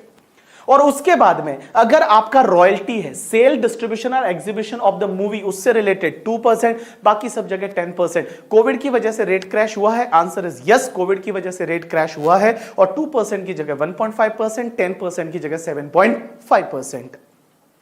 अब एक और चीज समझना, इधर देखो, मेरी तरफ देखो, मेरी तरफ देखो, मेरी तरफ देखो। मैं अगर रेट को वापस बोलना चाहूं, प्रोफेशनल फीस पे रेट आपका कितना है? 10%। दूसरा, टेक्निकल सर्विस जो है, नॉट बीइंग प्रोफेशनल सर्विस, वहां रेट है आपका 2%। बट अगर technical service being professional service है तो रेट हो जाएगा 10% करके, ठीक है। अगर technical service not being professional service तो 2%। रॉयल्टी पे कितना? देखो, रॉयल्टी में 2 पार्ट। अगर वो सेल, डिस्ट्रीब्यूशन और एग्जीबिशन ऑफ मूवी से रिलेटेड है तो 2%, बाकी वाला कोई रॉयल्टी है तो 10%। उसके बाद में तुम्हारा नॉन कम्पिट फीस पे 10% और डायरेक्टर फीस पे 10%। अब एक और चीज समझना, यहां पे जो ये लिमिट देखी जाती है ना कि भैया professional fees, technical fees, royalty, non compete fees, ये अगर 30,000 से ज्यादा है तो ही टीडीएस काटना है। 30,000 से ज्यादा है तो ही टीडीएस काटना है, अगर अप टू 30,000 है तो टीडीएस नहीं काटना। और डायरेक्टर फीस पे तो लिमिट लगेगा ही नहीं, और ये लिमिट भी सेपरेटली लगता है, means nature of payment wise limit देखा जाएगा। जैसे मैंने क्या किया, एक बंदा है जिसका नाम है लक्ष्मण, लक्ष्मण को मैंने 27,000 का प्रोफेशनल फीस पे किया, 28,000 का रॉयल्टी पे किया, क्या टीडीएस काटना है? आंसर इज नो, इसमें टीडीएस नहीं काटना। एक और चीज समझना, अगर आपका प्रोफेशनल नेचर के लिए प्रोफेशनल फीस है वो पर्सनल नेचर का है, अगर पर्सनल नेचर के लिए कोई प्रोफेशनल फीस है तो उसमें टीडीएस नहीं काटना। जैसे मान लो किसी डाइवोर्स के केस में एडवोकेट का सर्विस लिया, या फिर मान लो बीमार हो गए थे और बीमार होने के बाद हम डॉक्टर के पास गए और डॉक्टर से अगर कोई इलाज करवाया पर्सनल पर्पस, इंडिविजुअल एचयूएफ का पर्सनल पर्पस का, इंडिविजुअल एचयूएफ का पर्सनल पर्पस का कोई भी प्रोफेशनल फीस है तो उस पर टीडीएस नहीं कटेगा। अब एक और चीज समझना, इधर देखना, अगर कोई इंडिविजुअल एचयूएफ है तो वो किसी को इन चीजों का पेमेंट करेगा तो टीडीएस काटना पड़ेगा। लास्ट ईयर का टर्नओवर 1 करोड़ से ज्यादा है, ग्रॉस रिसीट 50 लाख से ज्यादा है। अब एक चीज समझना, अगर इंडिविजुअल एचयूएफ का भले लास्ट ईयर का टर्नओवर 1 करोड़ से ज्यादा, लेकिन अगर उसने किसी को रॉयल्टी का पेमेंट किया या नॉन कम्पीट फीस का पेमेंट किया तो टीडीएस नहीं काटना। मैंने क्या बोला, इंडिविजुअल एचयूएफ लास्ट ईयर का टर्नओवर 1 करोड़ से ज्यादा है, ग्रॉस रेट 50 लाख से ज्यादा है, उसने किसी को रॉयल्टी का पेमेंट किया या नॉन कम्पीट फीस का पेमेंट किया, डायरेक्टर फीस का तो पेमेंट कर ही नहीं सकता, तो रॉयल्टी नॉन कम्पीट फीस का पेमेंट किया तो टीडीएस नहीं काटना। मैं इन सिंपल वर्ड में एक बहुत बात बोलूं आपको, इंडिविजुअल एचयूएफ जिसका लास्ट ईयर का टर्नओवर 1 करोड़ से ज्यादा था, ग्रॉस रेट 50 लाख से ज्यादा था, वो किसी को पेमेंट करता है, टीडीएस तभी काटना है जब वो प्रोफेशनल फीस या टेक्निकल फीस पे करता है। प्रोफेशनल फीस या टेक्निकल फीस है, प्रोफेशनल फीस या टेक्निकल फीस है वो पे करता है तो ही टीडीएस काटना है, अदरवाइज टीडीएस नहीं काटना। और प्रोफेशनल फीस में भी अगर वो पर्सनल नेचर का है तो उस केस में टीडीएस काटने की जरूरत नहीं है। You got my point or not? Yes. अब एक और चीज समझना, next part is related to 194K, ये नई सेक्शन है इसी साल से। अगर आपको म्यूचुअल फंड यूटीआई से कोई भी इनकम मिलती है, म्यूचुअल फंड यूटीआई से इनकम मिलती है तो नाउ इट इज टैक्सेबल, तो यहां पे टीडीएस कटेगा। पेयर कौन होगा, म्यूचुअल फंड कंपनी या यूटीआई। पेई कौन होगा, रेजिडेंट पर्सन। रेट क्या रहेगा, 10%। और टीडीएस नहीं काटना अगर पूरे साल में 5,000 तक ही इनकम मिलता है। अगर आपको अप टू 5,000 इनकम मिलता है तो उस केस में टीडीएस काटने की जरूरत नहीं है। उसके बाद सेक्शन 194L है, आपकी प्रॉपर्टी ले गए, आपकी प्रॉपर्टी ले गए, means compulsory acquisition of the property. अगर आपकी प्रॉपर्टी का कंपल्सरी एक्विजिशन हो जाता है तो उस केस में जो कंपनसेशन मिलता है उस पर टीडीएस कटेगा। पेयर एनी पर्सन, पेई resident person, rate is 10%, Covid की वजह से रेट इज 7.5%। अब एक चीज समझना, टीडीएस तभी कटेगा जब कंपनसेशन आपका 2.5 लाख रुपए से ज्यादा है, मींस पूरे साल का कंपनसेशन इज अप टू 2,50,000, तो उस केस में टीडीएस काटने की जरूरत नहीं है। और अगर रूरल एग्रीकल्चर लैंड है तो उस केस में टीडीएस काटने की जरूरत नहीं है। रूरल एग्रीकल्चर लैंड है तो टीडीएस काटने की जरूरत नहीं है। बाकी कोई भी अगर कंपल्सरी एक्विजिशन होता है तो उसमें टीडीएस कटेगा। Next part is 194LB। 194LB क्या बोलता है कि अगर कोई भी इंफ्रास्ट्रक्चर डेट फंड है और उसने किसी नॉन रेजिडेंट फॉरेन कंपनी को इंटरेस्ट दिया, तो इंफ्रास्ट्रक्चर डेट फंड ने नॉन रेजिडेंट फॉरेन कंपनी को इंटरेस्ट दिया, 5% की रेट से टीडीएस कटेगा। और इंफ्रास्ट्रक्चर डेट फंड वो वाला जो सेक्शन 1047 में बोला हुआ है। Next section 194M। अब 194M को आप कैसे याद रखोगे पता है, 194M is a mixtures of 194C, 194J and 194H। 194M is a mixture of 194C, 194J and 194H। ये सेक्शन बोलती है आप किसी को कॉन्ट्रैक्ट का पेमेंट करते हो या फिर कमीशन ब्रोकरेज का पेमेंट करते हो या फिर आप क्या बोला, कॉन्ट्रैक्ट, कमीशन ब्रोकरेज या प्रोफेशनल फीस का पेमेंट करते हो तो टीडीएस इस सेक्शन में घटेगा। लेकिन क्यों, वो तो ऑलरेडी सेक्शन थी। लेकिन एक चीज समझना, यहां पेयर क्या लिखा हुआ है, सिर्फ इंडिविजुअल एचयूएफ, और वो वाले इंडिविजुअल एचयूएफ जो 194C, 194J एंड 194H में कवर नहीं होते। 194C, 194J, 194H में बीबी सर की वाइफ कवर नहीं हो रही थी। मींस ऐसा कोई इंडिविजुअल एचयूएफ जिसका लास्ट ईयर का टर्नओवर अप टू 1 करोड़ है या अप टू 50 लाख है तो वो लोगों को उन सेक्शन में तो टीडीएस नहीं काटना था, बट इस सेक्शन में काटना पड़ जाएगा। या फिर एक बात बताओ, 194C में मैंने बताया था कि पर्सनल नेचर का कॉन्ट्रैक्ट है तो टीडीएस नहीं कटता, आपकी शादी में केटरिंग का कॉन्ट्रैक्ट। या 194J में मैंने बताया था पर्सनल नेचर के लिए प्रोफेशनल फीस पे किया तो उस सेक्शन में टीडीएस नहीं कटता। लेकिन इस सेक्शन में काटना पड़ेगा अगर आपने किसी रेजिडेंट पर्सन को पेमेंट या क्रेडिट किया और पूरे साल का 50 लाख से ज्यादा है, सिर्फ 50 लाख से ज्यादा है तो ही इस सेक्शन में टीडीएस कटेगा। रेट रहेगी 5%, बट कोविड की वजह से रेट आपका 3.75% हो जाएगा। तो देखो बेटा, पेयर कौन?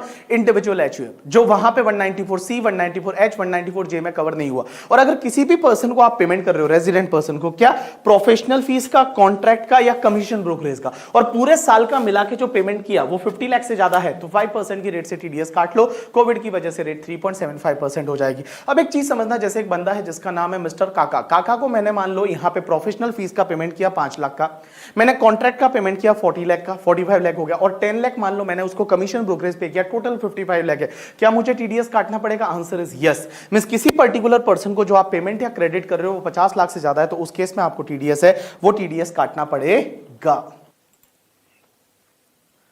नेक्स्ट सेक्शन पे चलते हैं, और नेक्स्ट सेक्शन आपकी 194N है, और 194N में इस साल अमेंडमेंट हुआ है, ध्यान रखना, ठीक है। सबसे पहली चीज सर, इसमें क्या होता है, जब आप बैंक से कैश विड्रॉ करते हो और कैश विड्रॉ पूरे साल में मिला के 1 करोड़ से ज्यादा है, किसी पर्टिकुलर बैंक से 1 करोड़ से ज्यादा का कैश विड्रॉ होता है, तो उस पर 2% की रेट से टीडीएस कटेगा। सबसे पहले पेयर कौन होना चाहिए? Pair is basically cooperative bank या पोस्ट ऑफिस। पेई कौन होना चाहिए? कोई भी person, means resident, non resident, कोई भी पर्सन। रेट क्या रहेगा? 2%। अब एक चीज समझना, यहां पे टीडीएस कब कटेगा? जब आपका कैश विड्रॉल 1 करोड़ से ज्यादा है। कैश विड्रॉल 1 करोड़ से ज्यादा है तो यहां पे टीडीएस कटेगा 2% की रेट से। In excess of 1 crore, 1 crore से ऊपर वाले पे आपका 2% की रेट से टीडीएस है वो कट जाएगा। अब यहां पे एक और चीज समझना, अगर मान लो कोई पेई जो है, मतलब जो अकाउंट होल्डर है, उस अकाउंट होल्डर ने लास्ट के 3 साल का रिटर्न फाइल नहीं किया, और वो 3 साल का रिटर्न फाइल नहीं किया, और उसकी ड्यू डेट 139/1 की ऑलरेडी जा चुकी है before starting of this previous year. मैंने क्या बोला कि कोई भी अगर पेई है जिसने लास्ट के 3 साल का ऑल 3 प्रीवियस ईयर का रिटर्न फाइल नहीं किया, और जिसका 139/1 का ड्यू डेट ऑलरेडी एक्सपायर हो गया है before starting of this previous year.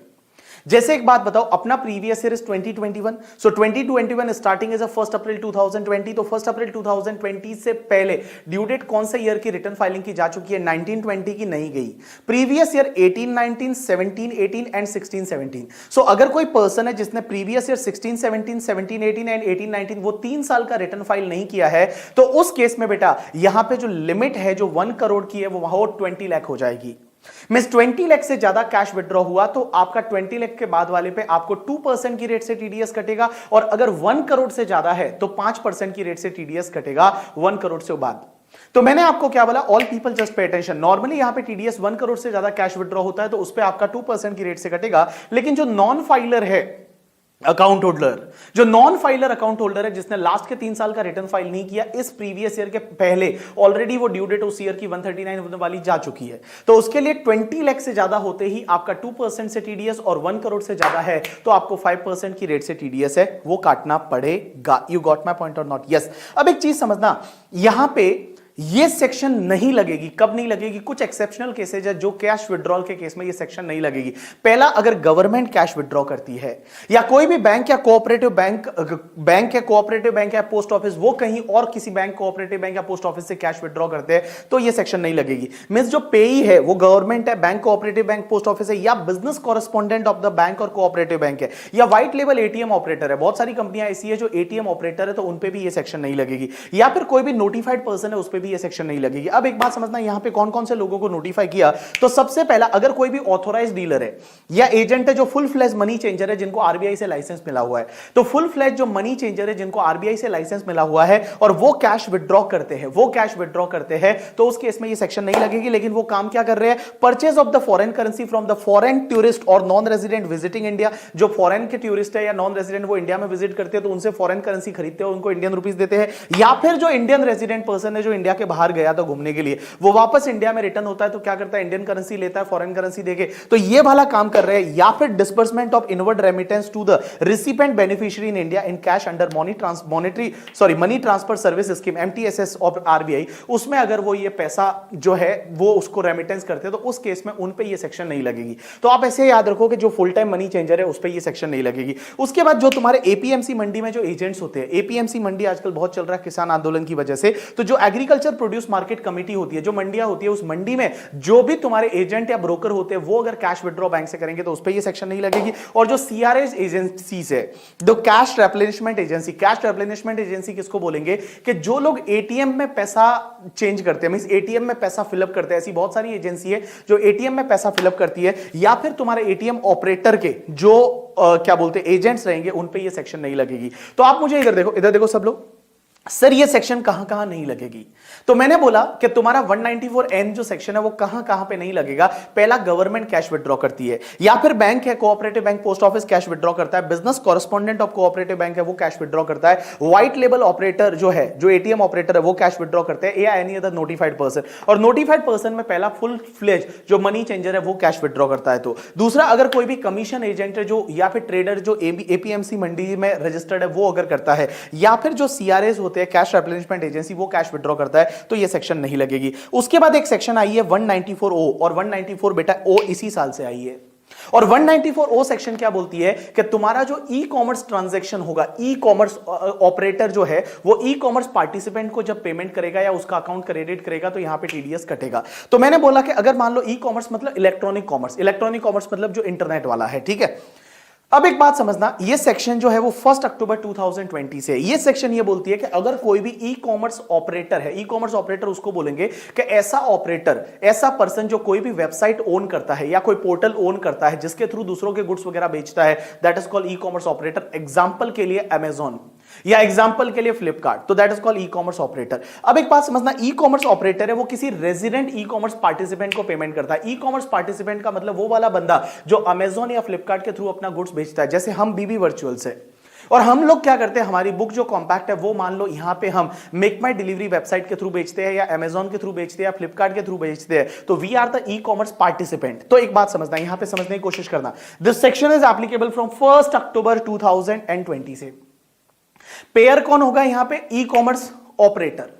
पेई कौन होगा? Resident participant. सर यहां पे रेट क्या रहेगी? 1% of the gross amount. 1% of the gross amount पे टीडीएस कटेगा, बट कोविड की वजह से यहां पे रेट है वो तुम्हारी 0.75% हो जाएगी। अब एक बात समझना, 0.75% बिटवीन आपका कब? 14 मई 2020 से लेके 31 मार्च 2021 तक। लेकिन मैं एक बात बोलूं, जब ये सेक्शन ही 1 अक्टूबर से आई है, ये सेक्शन जो है, ये सेक्शन ही अगर 1 अक्टूबर से आई है, तो ऑब्वियसली यहां 1 अक्टूबर 2020 से लेके और 31 मार्च 2021 तक आपका टीडीएस का रेट 0.75% होगा। अब एक और चीज समझना, यहां टीडीएस है वो ग्रॉस अमाउंट पे लेना है। ग्रॉस अमाउंट का मतलब क्या होता है कि जैसे I can take example, Amazon ने हमारी बुक जो सेल की वो 1 करोड़ की सेल की। उन्होंने क्या किया कि 20 लाख, मान लो 20% उनका कमीशन था, वो काटने के बाद 80 लाख का हमको पेमेंट किया। हमारा टीडीएस कितने पे कटेगा? 80 लाख पे या 1 करोड़ पे? राइट आंसर इज 1 करोड़ पे। मींस जो gross amount of the sale of goods or service है, उस ग्रॉस अमाउंट पे यहां पे टीडीएस कटेगा। अब एक और चीज समझना, बहुत बार क्या होता है कि भैया अमेजॉन ने सेल किया 1 करोड़ का, बट 1 करोड़ में से ऑलरेडी 70 लाख हमारे अकाउंट में सीधा कस्टमर से आ गया था। मींस अमेजॉन ने क्या किया, वहां हमारा अकाउंट नंबर डिस्प्ले किया था, तो स्टूडेंट ने क्या किया, वो अकाउंट नंबर से सीधा हमारे अकाउंट में पैसा डाल दिया। 70 लाख ऑलरेडी आ गया, अमेजॉन के पास 30 लाख आया, और 30 लाख में से उन्होंने पूरे 1 करोड़ पे 20 लाख टीडीएस काटने, वो सॉरी कमीशन काटने के बाद हमको 10 लाख का पेमेंट किया। My question to all of you, यहां टीडीएस सिर्फ 30 लाख पे कटेगा, पूरे 1 करोड़ पे कटेगा? राइट आंसर इज पूरे 1 करोड़ पे कटेगा। मींस अगर मान लो कोई कस्टमर है या क्लाइंट है, उससे डायरेक्टली पार्टिसिपेंट को पैसा मिल जाता है, तो लेकिन वो सेल जो यहां फैसिलिटेट करवाई थी, वो यहां पे सेल जो फैसिलिटेट हुई थी वो ई कॉमर्स ऑपरेटर ने करवाई थी, तो इस केस में पूरे ग्रॉस अमाउंट पे टीडीएस है वो कट जाएगा, भले पैसा जो है वो ऑलरेडी कस्टमर से पार्टिसिपेंट को मिल गया है। अब एक चीज समझना, यहां पे टीडीएस नहीं कटेगा एक केस में, अगर कोई ई कॉमर्स पार्टिसिपेंट है, वो ई कॉमर्स पार्टिसिपेंट इंडिविजुअल एचयूएफ है। मिस बीबी वर्चुअल्स है वो इंडिविजुअल एचयूएफ है, मान लो मिस्टर बीबी है, तो ई कॉमर्स पार्टिसिपेंट है वो इंडिविजुअल एचयूएफ है। पूरे साल का सेल जो है उस पार्टिसिपेंट का जो कर रहा है ई कॉमर्स ऑपरेटर, वो 5 लाख से ज्यादा नहीं है, और जो ई कॉमर्स पार्टिसिपेंट है वो अपना पैन नंबर या आधार नंबर दे देता है, तो उस केस में यहां पे टीडीएस काटने की जरूरत नहीं है। तो मैंने क्या बोला, 3 कंडीशन सेटिस्फाइड होगी तो टीडीएस नहीं कटेगा। सबसे पहली चीज, ई कॉमर्स पार्टिसिपेंट है वो कौन है? इंडिविजुअल एचयूएफ है। दूसरा, भैया ई कॉमर्स पार्टिसिपेंट है, उसके लिए जो सेल कर रहा है ई कॉमर्स ऑपरेटर, वो पूरे साल की जो ग्रॉस सेल है करके, ठीक है, वो 5 लाख से ज्यादा नहीं है, 5 लाख से ज्यादा नहीं है। एंड तीसरी चीज, ई कॉमर्स पार्टिसिपेंट अपना जो पैन नंबर है या आधार नंबर दे देता है, तो उस केस में टीडीएस काटने की जरूरत नहीं है। अब एक और चीज समझना, अगर मान लो इस पर्टिकुलर सेक्शन में टीडीएस कट जाता है 194 ओ में, या टीडीएस नहीं कटता due to the limit of that 5 lakh individual HUF वाला, तो उस केस में अगर इस सेक्शन में टीडीएस कट चुका है तो और किसी सेक्शन में टीडीएस नहीं कटेगा। You got my point or not? Yes. उसके बाद में एक सेक्शन होती है 195 सेक्शन ये बोलती है, 195 जो सेक्शन है वो ये बोलती है कि अगर कोई भी पर्सन है वो किसी नॉन रेजिडेंट फॉरेन कंपनी को पेमेंट करता है और नॉन रेजिडेंट फॉरेन कंपनी के हाथ में अगर वो इनकम टैक्सेबल है तो नॉन रेजिडेंट फॉरेन कंपनी का टीडीएस है वो काटना पड़ेगा। कौन सी रेट से? जो भी इनकम टैक्स एक्ट में रेट दे रखी है या फिर तुम्हारा डीटीडब्ल्यू का rate, which ever is more beneficial है उस रेट से टीडीएस है वो टीडीएस काटना पड़ेगा। उसके बाद सेक्शन 196 ए ये बोलती है कि जो भी इनकम मिलती है यूटीआई म्यूचुअल फंड से, यूटीआई म्यूचुअल फंड से जो इनकम मिलती है वो नॉन रेजिडेंट फॉरेन कंपनी को मिल रही है तो उसमें 20% की रेट से टीडीएस काटना पड़ेगा। 196 बी जो ये बोलती है कि अगर मान लो कोई भी एलटीसीजी होता है या इनकम मिलती है जो 115 एबी में कवर होती है। 115 एबी अब नॉन रेजिडेंट में देखोगे ओफो वाला, overseas foreign like overseas foreign organization, तो उनको अगर मान लो ओवरसीज फाइनेंशियल ऑर्गेनाइजेशन, उनको अगर कोई भी इनकम होती है एलटीसीजी होता है तो उस पर टैक्स जो टीडीएस कटेगा वो 10% की रेट से कटेगा। उसके बाद 196 सी जो सेक्शन होती है वो ये बोलती है कि नॉन रेजिडेंट को अगर मान लो जीडीआर या फिर बॉन्ड्स है उस पर 115 एसी में जो बोला हुआ है उस पर जो इनकम मिलती है वो इनकम जो इंटरेस्ट है उस पर 10% की रेट से टीडीएस है वो 10% की रेट से टीडीएस कट जाएगा। और 196 डी ये बोलती है कि अगर मान लो आप किसी भी एफआईआई को, that is foreign institutional investor को, उनको जो इनकम देते हो तो उस पर डिविडेंड है या फिर इंटरेस्ट है तो उस पर 20% की रेट से टीडीएस कटेगा, लेकिन वो स्पेसिफाइड फंड है तो उस पर 10% की रेट से टीडीएस कटेगा। ये ज्यादा समझ में आएगा जब आप नॉन रेजिडेंट वाला पार्ट समझोगे। अब एक चीज समझना, टीडीएस से रिलेटेड कुछ और इंटरेस्टिंग पार्ट है। सबसे पहली चीज ये कि अगर मान लो कहीं पे भी कोई भी अमाउंट है उसमें सर्विस पे जीएसटी है तो उस पर टीडीएस नहीं कटेगा। मीन जीएसटी अमाउंट पे टीडीएस नहीं कटेगा अगर वो जीएसटी ऑन सर्विस है। जीएसटी ऑन सर्विस का मतलब जैसे प्रोफेशनल फीस है 10 लाख का, उसमें 1,80,000 का जीएसटी है तो टीडीएस कितने पे कटेगा? 11,80,000 और only 10 lakh. Right answer is only 10 lakh पे। अगर पेई है वो central government, state government, RBI या स्टैट्यूटरी कॉर्पोरेशन है या म्यूचुअल फंड है तो उस केस में टीडीएस नहीं कटेगा। अब एक और चीज समझना, अगर मान लो आपकी इनकम टैक्सेबल नहीं है या आपके पुराने बहुत सारे लॉसेज है और इस साल जो भी आपको पैसा मिल रहा है वो पैसा उस पे टीडीएस तो कटेगा, तो बेटर है आप इनकम टैक्स ऑफिसर को बोलो, मींस आप डिपार्टमेंट को बोलोगे सर हमारी इनकम तो ऐसे भी नहीं है या फिर जो मतलब हमारी इनकम है वो पुराने लॉसेज से सेटअप हो जाएगी एंड ऑल, तो सर हमको यहाँ पे टैक्स भरना नहीं आएगा। तो हम आपसे रिक्वेस्ट करते हैं कि प्लीज आप हमको एक सर्टिफिकेट दे दो जिससे कि आगे वाला हमारा टीडीएस नहीं काटे या लोअर रेट से काटे, that is called low rate या नो रेट ऑफ डिडक्शन का सर्टिफिकेट। तो अगर डिपार्टमेंट मुझे ये सर्टिफिकेट दे देता है तो जो भी पेयर रहेगा उसको मैं ये सर्टिफिकेट दूंगा तो पेयर जो है वो मेरा टीडीएस नहीं काटेगा या बहुत ही लो रेट से काटेगा। उसके बाद यहां पे सेक्शन 4 बोलती है कि अगर मान लो आपको इनकम होती है 5 सेक्शन में, मींस ये 5 सेक्शन की नेचर वाली इनकम होती है। कौन कौन सी? या तो 192 ए वाली, 192 है ईपीएफ का पेमेंट, 193 इंटरेस्ट ऑन सिक्योरिटी, 194 है interest other than interest on security, 194 D life insurance policy का मैच्योरिटी, या 194 आई दैट इज रेंट। मैंने क्या बोला? 192 ए, 193, 194 ए, 194 डी या 194 आई की इनकम होती है और आपकी इनकम बेसिक एग्जाम्पशन से ज्यादा नहीं है तो आप आगे वाले को एक 15G 15H का डिक्लेरेशन दे सकते हो कि भाई मेरी इनकम बेसिक एग्जाम्पशन से ज्यादा नहीं है तो मेरे को टैक्स तो आएगा नहीं तो प्लीज मेरा टीडीएस मत काटो, तो उस केस में वो आपका टीडीएस नहीं काटेगा अगर आपको ये 5 सेक्शन की इनकम होती है। 192 ए, 193, 194 ए, 195, 194 डी एंड 194 आई, अगर ये 5 सेक्शन की इनकम होती है तो आप डिक्लेरेशन दे सकते हो। नॉर्मल केस में 15G और अगर कोई सीनियर सिटीजन है तो 15H देगा। लेकिन एक बात समझना, यहां पे जो आपको इनकम मिल रही है ना वो income itself is more then basic exemption. जो आपको इनकम मिल रही है वो income itself is more then basic exemption. जैसे मान लो मेरी मम्मा है और मम्मा सीनियर सिटीजन नहीं है, मम्मा का बेसिक एग्जाम्पशन 2.5 लाख है, मम्मा को बैंक से इंटरेस्ट मिल रहा है 3 लाख का, बट उन्होंने एलआईसी में पैसा डाल दिया तो टैक्स तो कुछ आ नहीं रहा है बिकॉज इनकम बेसिक एग्जाम्पशन से कम है।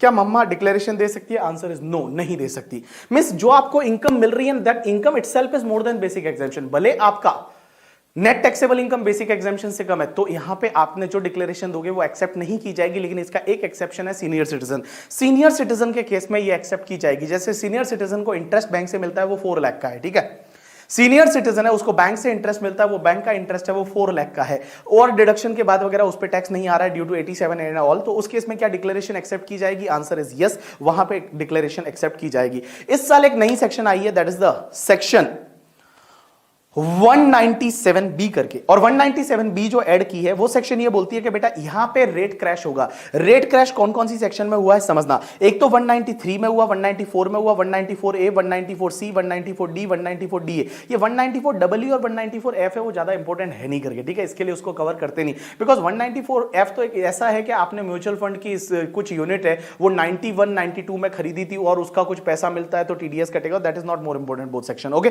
सो मैंने क्या बोला, देखो 193 194 इंटरेस्ट वाला, 194A interest on other than security, 194C contract, 194D insurance agent का कमीशन, ठीक है, 194DA that is life insurance policy का मैच्योरिटी, 194G गैम्बलिंग कौन सिखाता है, insurance agent, 194H that is commission, 194I rent, IA immovable property acquire करते हो, IB immovable property भाड़े पे लेते हो, IC वो आपका जॉइंट डेवलपमेंट एग्रीमेंट, J में जानी दुश्मन प्रोफेशनल फीस एंड ऑल, के मतलब आपका डिविडेंड वाला, not dividend, UTI mutual fund वाला करके, ठीक है, 194 था डिविडेंड वाला यहां पे।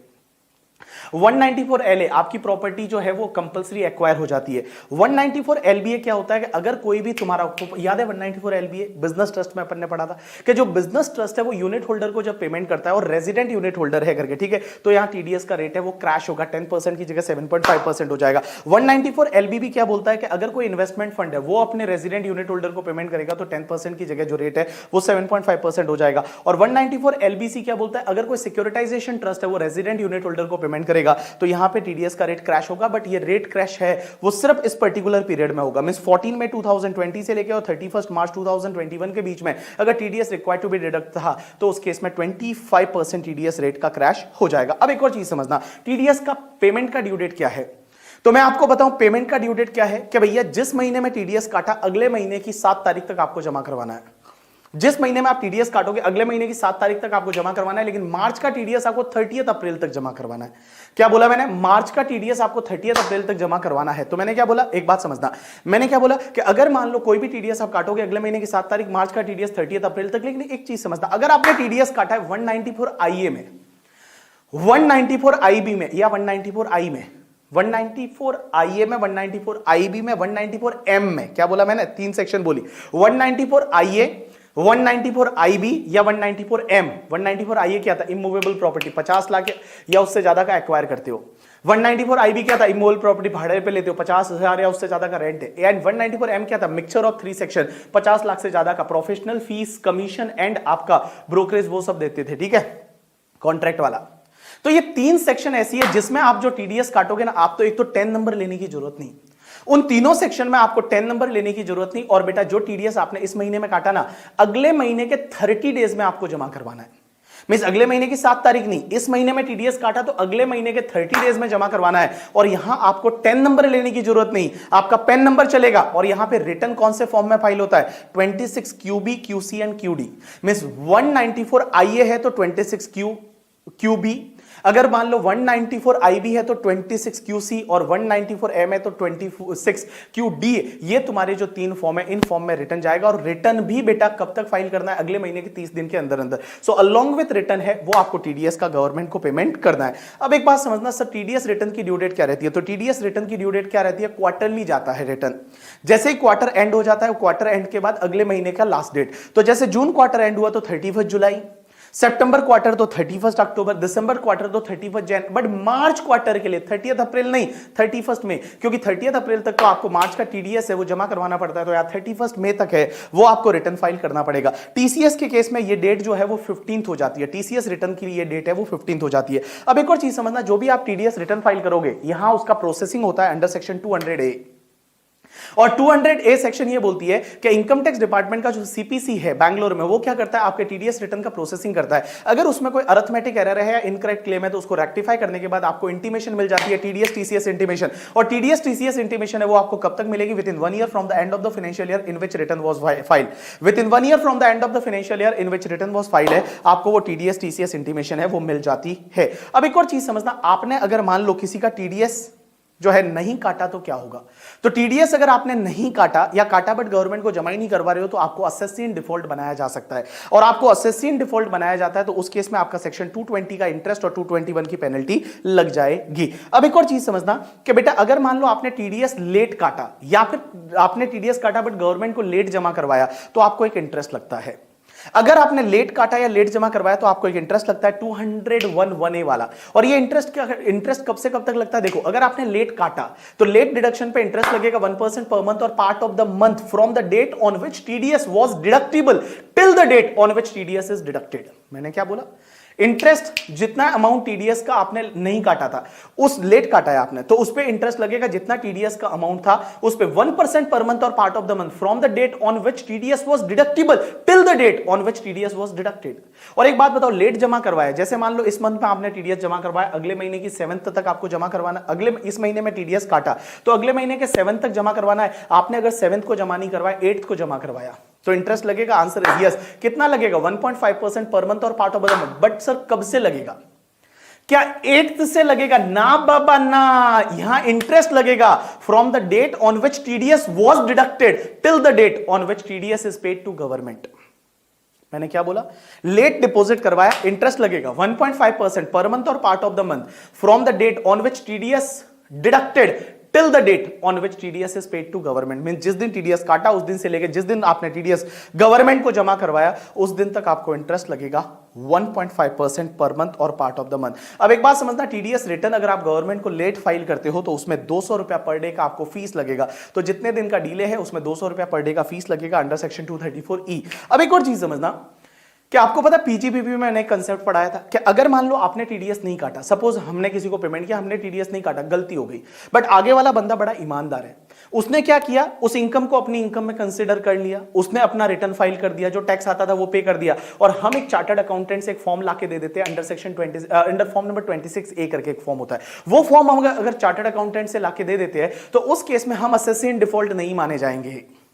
और भैया वो खर्चा भी हमको पता 30% 100% पीजीबीपी सेक्शन 40 में अलाउ हो जाता था। कब अलाउ होता था? जब आगे वाले ने अपना रिटर्न फाइल कर दिया। लेकिन वहां पे सेक्शन 2011A का इंटरेस्ट भी लगेगा। कब से? जिस दिन 1% पर मंथ और part of the month from the date on which TDS was deductible till the date on which pay file the return. मतलब जिस दिन पेई ने अपना रिटर्न फाइल किया उस दिन तक आपको 1% पर मंथ और पार्ट ऑफ द मंथ जितना टीडीएस नहीं काटा था उस पर इंटरेस्ट लग जाएगा। You got my point or not? Yes. So this is the completion of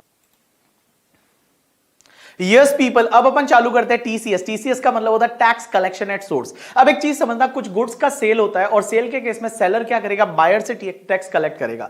seller क्या करेगा? बायर है, वो बायर से टैक्स कलेक्ट करेगा, दैट इज कॉल्ड टीसीएस। अब एक चीज समझना, टीसीएस कब कलेक्ट करना है? तो टीसीएस कलेक्ट करना है either at the time of debiting the party और receive the payment whichever is earlier. या तो जो पेमेंट पैसा मिलता है तब, या फिर debiting the party whichever is earlier. लेकिन इसके दो एक्सेप्शन है, एक तो तुम्हारा 2061F वाला, दैट इज मोटर व्हीकल के केस में, और एक तुम्हारा 2061H वाला। H वाला मतलब वो सेल ऑफ गुड्स इस साल से आया 50 लाख से ज्यादा वाला। ये दो केस ऐसे हैं जिसमें आपको टीसीएस कलेक्ट करना है only at the time of receipt of payment. Only at the time of the receipt of payment है वो आपको टीसीएस है वो कलेक्ट करना। तो मैंने क्या बोला, सब केसेस में टीसीएस कब कलेक्ट करोगे? Eight the time of debiting the party or payment receive होता है व्हिचएवर इज अर्लियर। बट दो उसके एक्सेप्शन है, एक तो तुम्हारा 2061F वाला मोटर व्हीकल वाला, और दूसरा तुम्हारा 1H वाला, that is sale of goods 50 lakh से ज्यादा वाला। उसमें जब कंसिडरेशन मिलेगा तभी आपको टीसीएस वो कलेक्ट करना है। अब क्वेश्चन यह आता है कि सर टीसीएस है वो कौन कौन से गुड्स पे लगता है? तो सबसे पहला alcoholic liquor for human consumption.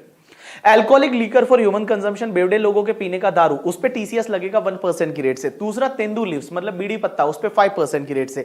Timber and any other product है उस पे आपका 2.5% की रेट से। स्क्रैप पे आपका 1%, मिनरल बीइंग कोल, लिग्नाइट और आयरन ओर है उस पे 1%, एंड मोटर व्हीकल है उस पे 1% की रेट से टीसीएस आएगा। तो देखो बेटा, alcoholic liquor for human consumption 1%, tendu leaves 5%, timber and forest product 2.5%, scrap पे 1%, मिनरल कोल, लिग्नाइट एंड तुम्हारा आयरन ओर उस पे 1%, मोटर व्हीकल पे 1%। अब एक बात समझना, कोविड की वजह से रेट चेंज हुई और 14 मई 2020 से लेकर और 31 मार्च 2021 तक आपका जो टीसीएस का रेट है वो कहां पे चेंज हुआ? Alcoholic liquor for human consumption में कोई भी चेंज नहीं है। पहले भी 1% था, कोविड पीरियड में भी 1% है, बट बाकी सब जगह है वो 75% हो गया। मींस यहां तेंदू लीव्स में आपका 3.75 हो गया, 2.5 की जगह 1.875 हो गया, 1% की जगह 0.75, और यहां पे तीनों जगह आपका 0.75 हो गया। अब एक और चीज समझना, मोटर व्हीकल के केस में आपका टीसीएस तभी कलेक्ट होगा जब सेल वैल्यू है वो 10 लाख से ज्यादा है।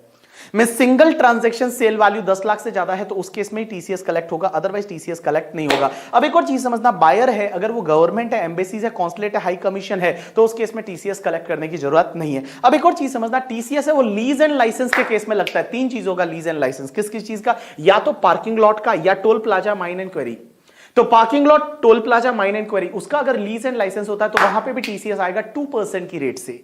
लीज के केस में भी भैया यहां पे जो लेसी रहेगा करके, ठीक है, वो लेसी क्या करेगा, जब भी लीज का रेंट का पेमेंट करेगा लेसर को, तो वो वहां पे टीसीएस भी अपना देगा और 2% की रेट से टीसीएस लगेगा। कोविड की वजह से यहां पे आपका रेट है वो 1.5% हो जाएगा। और एक बात समझना, माइंस के केस में भी, या माइंस का लीज एंड लाइसेंस है, वहां टीसीएस लगेगा, लेकिन मिनरल ऑयल्स की माइन को छोड़ के। अब एक और चीज समझना, यहां 1 से लेके 5 तक के ये जो गुड्स है ना, ये वाले गुड्स जो है अगर आप पर्सनल पर्पस के लिए खरीदते हो, आपका ए से लेके ई तक का, एफ नहीं, अगर ये पर्सनल यूज के लिए खरीदते हो तो उस केस में टीसीएस नहीं आएगा। जैसे आप मान लो 100 रुपए की दारू खरीदते हो, तो क्या आप अपना 1% टीसीएस दोगे? आंसर इज नो, वहां पे टीसीएस देने की जरूरत नहीं। लेकिन मोटर व्हीकल आप अगर पर्सनल पर्पस के लिए खरीदते हो तो भी आपका टीसीएस है, वो टीसीएस आएगा। You got my point or not? Yes. अब एक और चीज समझना, ये जो गुड्स दे रखे हैं ना, ये गुड्स अगर आप खरीदते हो और आप रेजिडेंट पर्सन हो और आप ये डिक्लेरेशन देते हो कि ये जो गुड्स है मैं इलेक्ट्रिसिटी जनरेट करने में यूज करने वाला हूं या किसी और गुड्स के प्रोडक्शन में यूज करने वाला हूं, जैसे alcoholic liquor for human consumption है, वो आप मेडिसिन बनाने में यूज करने वाले हो, तो आप ये डिक्लेरेशन देते हो, तो उस केस में आपका टीसीएस है वो टीसीएस कलेक्ट नहीं होगा। अब एक और चीज समझना, अगर मान लो जो भी तुम्हारा पेई है यहां पे, ठीक है, पेई का मतलब कौन होता है? जिसको पेमेंट किया जाता है। पेयर कौन होता है? जो पेमेंट करता है। तो यहां पे एक बात समझना, जब मैं बोलूंगा कलेक्टी जो है, वो कलेक्टी जो है जिससे पेमेंट कलेक्ट किया जा रहा है, मींस कुल मिला के बायर बोल देता हूं थोड़ी देर के लिए, बायर को अपना पेन नंबर देना पड़ेगा सेलर को। बायर जो होगा वो अपना पेन नंबर देगा सेलर को। अगर उसने अपना पेन नंबर नहीं दिया तो टीसीएस कौन सी रेट से कटेगा पता है? टीसीएस है वो कौन सी रेट से कलेक्ट होगा? जो भी रेट है उसका डबल या 5%, विचएवर इज हायर। जो भी रेट है उसका डबल या 5%, विचएवर इज हायर। जैसे आई कैन टेक एग्जांपल, मैंने मोटर व्हीकल खरीदा और मोटर कार खरीदा, मैंने मेरा पेन नंबर नहीं दिया, तो उस केस में मेरा टीसीएस वो कौन सी रेट से सेलर कलेक्ट करेगा पता है? 1% मल्टीप्लाई बाय 2 कम्स टू 2% और 5%, whichever is higher is 5%। But मान लो तेंदू लीव्स मैंने खरीदा, और तेंदू लीव्स मैंने खरीदा, तो उस केस में टीसीएस कौन सी रेट से कलेक्ट होगा? 5% multiply by 2 comes to the 10%। तो 10% और 5% हायर कम्स टू 10%, तो 10% की रेट से टीसीएस है वो आ जाएगा। अब एक चीज समझना, मोटर व्हीकल से रिलेटेड एक सर्कुलर है कि मोटर व्हीकल में ये जो है, क्या लग्जरी व्हीकल पे ही टीसीएस आएगा? Answer is no. यहां लग्जरी नहीं, कोई भी मोटर व्हीकल 10 लाख से ज्यादा वाला है, वहां पे आपका 1% की रेट से टीसीएस आएगा। अब एक और चीज समझना, यहां पे कि जब मैन्युफैक्चरर डीलर को मोटर व्हीकल बेचेगा, जो मैन्युफैक्चरर है वो डीलर को मोटर व्हीकल बेचेगा, तो क्या टीसीएस आएगा? Answer is no. यहां पे सिर्फ रिटेल सेल होती है मोटर व्हीकल की, वहीं पे आपका टीसीएस है वो टीसीएस आएगा। अब एक और चीज समझना, कंसिडरेशन अगर कैश या चेक में, उससे कोई फर्क नहीं पड़ता भैया, कैश या चेक है, 10 लाख से ज्यादा है टीसीएस आएगा। अब एक और चीज समझना, आज मैंने 10 लाख की एक कार खरीदी, कल वापस 10 लाख की खरीदी, परसों वापस 10 लाख की खरीदी, तो 3-10-10 लाख की कार खरीदी, मोर देन 10 लाख नहीं है, क्या टीसीएस आएगा? आंसर इज नो, नहीं आएगा। बस पूरे साल की सेल को एग्रीगेट नहीं करने का, यहां पे सिंगल सेल देखना पड़ेगा। अगर सिंगल सेल आपका 10 लाख से ज्यादा है तो ही टीसीएस आएगा। उसके बाद में एक और चीज समझना, एक नई सेक्शन आई है 206C1G। क्या बोला? 206C1G। मेरी तरफ ध्यान दो, इधर देखो, मेरी तरफ देखो। अगर कोई भी डीलर है जो कि इंडिया के बाहर पैसा रेमिट करता है, डीलर मतलब बैंक्स वगैरह होती है ना, दैट इज कॉल्ड डीलर। तो अगर कोई डीलर है, ऑथोराइज डीलर है, वो क्या करता है? किसी भी पर्सन से पैसा लेता है, और वो किस लिए लेता है? इंडिया के बाहर रेमिट करना है under LRS scheme, that is liberalise remittance scheme, जो आरबीआई का है। तो अगर वो किसी भी पर्सन से पैसा लेता है इंडिया के बाहर रेमिट करने के लिए, और वो पैसा जो है वो पूरे साल में 7 लाख रुपए से ज्यादा है, 7 लाख से ज्यादा है, तो जो भी इन एक्सेस ऑफ 7 लाख वाला अमाउंट है, उस पर वो 5% की रेट से टीसीएस कलेक्ट करेगा। तो मैंने क्या बोला? All people just pay attention, मेरी तरफ देखो, मेरी तरफ देखो। अगर कोई ऑथोराइज डीलर है, वो किसी भी पर्सन से पैसा लेता है, ठीक है, और किस लिए? इंडिया के बाहर रेमिट करने के लिए अंडर एलआरएस स्कीम, और वो 7 लाख से ज्यादा है, तो इन एक्सेस ऑफ 7 लाख पे 5% की रेट से टैक्स कलेक्ट करेगा। जैसे मान लो एक डीलर है, जैसे आईसीआईसीआई बैंक है, उसने किसी से कलेक्ट किया 10 लाख, तो 10 लाख कलेक्ट किया, तो 3 लाख पे 5% की रेट से टीसीएस है वो आ जाएगा। अब एक और चीज समझना, जो पैसा कलेक्ट किया जा रहा है, वो पैसा अगर एजुकेशनल लोन वाला है, मींस आगे वाले ने एजुकेशनल लोन लिया था, और वो एजुकेशनल लोन वाला पैसा इंडिया के बाहर रेमिट किया जा रहा है, तो यहां पे टीसीएस का रेट 5% की जगह 0.5% होगा। टीसीएस का रेट है वो 5% की जगह 0.5% होगा। अब एक और चीज समझना, ये जो सेक्शन है, ये सेक्शन है वो 1 अक्टूबर 2020 से आई है, और यहां पे रेट क्रैश नहीं है। यहां पे 75% वाला जो रेट है वो ऐसा नहीं है कि 75% रेट लगेगा, 5 मतलब 5 और 0.5 मतलब 0.5। अब एक और चीज समझना, अगर कोई सेलर है, उसने किसी को ओटीपीपी बेचा, क्या बेचा? OTPP. OTPP means overseas tour programme package, जो फॉरेन हनीमून पैकेज वगैरह बेचते हैं, घूमने के पैकेज वगैरह, दैट इज कॉल्ड ओटीपीपी। तो अगर कोई सेलर है जिसने बायर को ओटीपीपी बेचा, तो यहां पे बायर से वो 5% है वो टीसीएस कलेक्ट करेगा। कितना? 5% टीसीएस। यहां पे वो 7 लाख का लिमिट नहीं है, वो एलआरएस वाली स्कीम में 7 लाख का लिमिट था, यहां पे 5% वो 7 लाख का लिमिट नहीं है। तो देखो दो पार्ट है यहां पे, इधर देखो मेरी तरफ देखो। अगर कोई भी ऑथोराइज्ड डीलर है वो किसी भी पर्सन से एलआरएस स्कीम में इंडिया के बाहर रेमिट करने के लिए 7 लाख से ज्यादा कलेक्ट करता है, तो जो भी इन एक्सेस ऑफ 7 लाख रहेगा उस पे 5% की रेट से टीसीएस कलेक्ट करेगा। जो इन एक्सेस ऑफ 7 लाख है उस पे 5% की रेट से टीसीएस कलेक्ट करेगा। अगर वो एजुकेशनल लोन वाला पैसा था तो सिर्फ 0.5% की रेट से टीसीएस कलेक्ट करेगा। अब एक बात समझना, अगर कोई सेलर ने किसी को ओटीपीपी बेचा, that is overseas tour programme package, means foreign घूमने का, जिसमें होटल है, रहना है, जाना है, आना है, सब उसमें है, वो शामिल है, वो वाला ओटीपीपी बेचा, तो उससे जो पैसा कलेक्ट करेगा उसमें 5% है वो उसका टीसीएस कलेक्ट करेगा। अब एक और चीज समझना, ये सेक्शन नहीं लगेगी अगर जो बायर है उस बायर ने अगर टीडीएस काट लिया। अगर बायर जब सेलर को पेमेंट कर रहा है उसने अगर टीडीएस काट लिया, जैसे मान लो मैंने ओटीपीपी खरीदा मेरे बिजनेस के लिए, मैंने अंडर सेक्शन 194C कॉन्ट्रैक्ट में टीडीएस काट लिया, तो उस केस में बेटा टीसीएस है वो टीसीएस नहीं लगेगा। या फिर जो बायर है वो अपनी central government, state government, embassy, high commission, legation, commission, consulate, trade representation है, तो उस केस में ये सेक्शन है, ये सेक्शन नहीं लगे। कि you got my point or not? Yes. अब एक और चीज समझना, एक सेक्शन होती है 206C1H। ये सेक्शन क्या बोलती है? बड़ी सिंपल है, all people just pay attention. इधर देखो मेरी तरफ देखो। अगर कोई सेलर है जो गुड सेल करता है, लास्ट ईयर का टर्नओवर 10 करोड़ से ज्यादा है। मैंने क्या बोला? कोई सेलर है जिसका लास्ट ईयर का टर्नओवर 10 करोड़ से ज्यादा है। कोई सेलर है जिसका लास्ट ईयर का टर्नओवर किससे ज्यादा है? 10 करोड़ से ज्यादा है। लास्ट ईयर का टर्नओवर 10 करोड़ से ज्यादा है सेलर का, और वो उसने इस प्रीवियस ईयर में अगर किसी को गुड सेल किया जो 50 लाख रुपए से ज्यादा है, तो जब भी वो कंसिडरेशन कलेक्ट करेगा तो इन एक्सेस ऑफ 50 लाख, जो इन एक्सेस ऑफ 50 लाख का कंसिडरेशन रहेगा, इन एक्सेस ऑफ 50 लाख, उस पे बेटा इन एक्सेस ऑफ 50 लाख पे 0.1% की रेट से टीसीएस कलेक्ट करेगा। तो मैंने क्या बोला? इधर देखो मेरी तरफ देखो, सेक्शन 206C1H क्या बोलता है? अगर कोई भी सेलर है जिसका लास्ट ईयर का टर्नओवर 10 करोड़ से ज्यादा है, लास्ट ईयर का टर्नओवर है वो 10 करोड़ से ज्यादा है, और वो क्या करता है? सेल करता है गुड्स, सर्विस नहीं है, गुड्स का सेल करता है किसी को, और 50 लाख से ज्यादा इस साल में सेल है, तो उसका जो कंसिडरेशन कलेक्ट होगा इन एक्सेस ऑफ 50 लाख पे बेटा 0.1% की रेट से टीसीएस आएगा। लेकिन कोविड की वजह से यहां पे रेट है वो 0.1% की जगह 0.075% हो जाएगी। जो कोविड की वजह से ये रेट है ये 0.075% है वो हो जाएगी। You got my point or not? Yes। अब एक और चीज समझना, अगर यहां पे बायर ने अपना पेन नंबर नहीं दिया, तो बायर ने पेन नंबर नहीं दिया तो टीसीएस की रेट क्या हो जाएगी? डबल और 5% whichever is higher. Double means आपका 0.1% की जगह 0.2% और 5% विच एवर इज हायर, लेकिन यहां 5% नहीं, यहां 1% आएगा। यहां 5% की जगह बेटा 1% आ जाएगा इस सेक्शन में। तो इस सेक्शन में अगर बायर ने अपना पेन नंबर नहीं दिया तो 1% की रेट से टीसीएस आएगा instead of the 0.1%। You got my point or not? Yes. अब एक और चीज समझना, यहां पे अगर बायर है वो central government, state government, embassy, high commission या कॉन्सुलेट, स्टेट रिप्रेजेंटेशन है, तो ये सेक्शन नहीं लगेगी। दूसरी चीज, अगर मान लो कोई भी गुड्स है वो आप इंपोर्ट कर रहे हो इंडिया के बाहर से इंपोर्ट कर रहे हो, तो ऑब्वियसली इस केस में ये सेक्शन नहीं लगेगी। उसके बाद अगर मान लो कोई भी गुड्स है वो एक्सपोर्ट किया, तो फॉरेनर से पैसा मिल रहा है, अगर आपने एक्सपोर्ट किया और फॉरेनर से पैसा मिल रहा है तो उस केस में ये सेक्शन है, ये सेक्शन नहीं लगेगी। और एक और चीज समझना, अगर बायर ने टीडीएस काट लिया है तो उस केस में टीसीएस नहीं लगेगा। अगर बायर ने पेमेंट करते टाइम टीडीएस काट लिया है तो उस केस में टीसीएस नहीं लगेगा।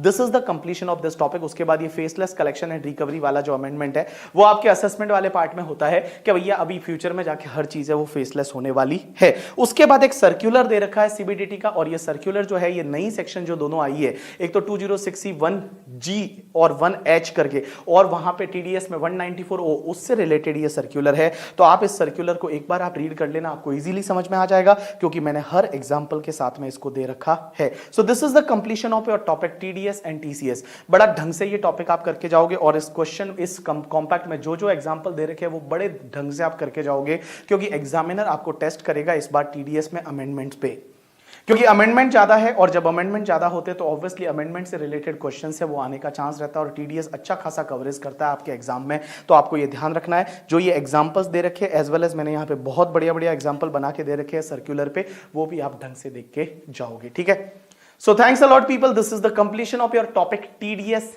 And TCS.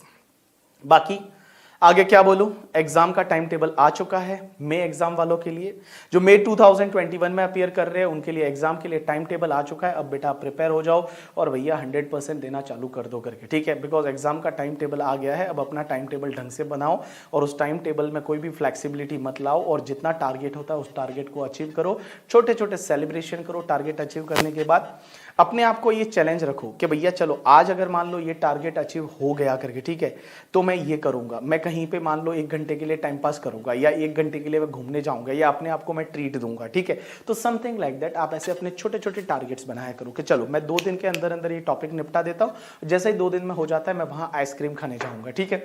तो अपने आप को ऐसे चैलेंज दिया करो और वो चैलेंज को एकदम फटाफट कंप्लीट किया करो, जिससे कि आप वो सेलिब्रेट कर सको। और ऑब्वियसली छोटे छोटे टारगेट अपने को देके और वो सेलिब्रेट कर किया करो, सिर्फ सेलिब्रेट मत किया करो, उसके साथ में वो टारगेट अचीव होता है तो ही सेलिब्रेट किया करो, नहीं तो वो सेलिब्रेशन को पोस्टपोन कर दिया करो और बोलो जब पूरा होगा ये कैंसिल, अगली बार वापस 3 दिन बाद का जो टारगेट है वो टारगेट कंप्लीट करूंगा, तब मैं अपने आप को ट्रीट दूंगा। तो वैसा करके और आगे बढ़ा करो, ठीक है। So thanks a lot people, आज के लिए इतना बहुत है। बस आप पढ़ाई करते रहो और बस फटाफट पास हो जाओ और सीए बन जाओ, और पास हो जाओगे तो बहुत अच्छा होगा, मजा आएगा करके, ठीक है। और हम लोग मिलते रहेंगे। Thank you, thanks a lot.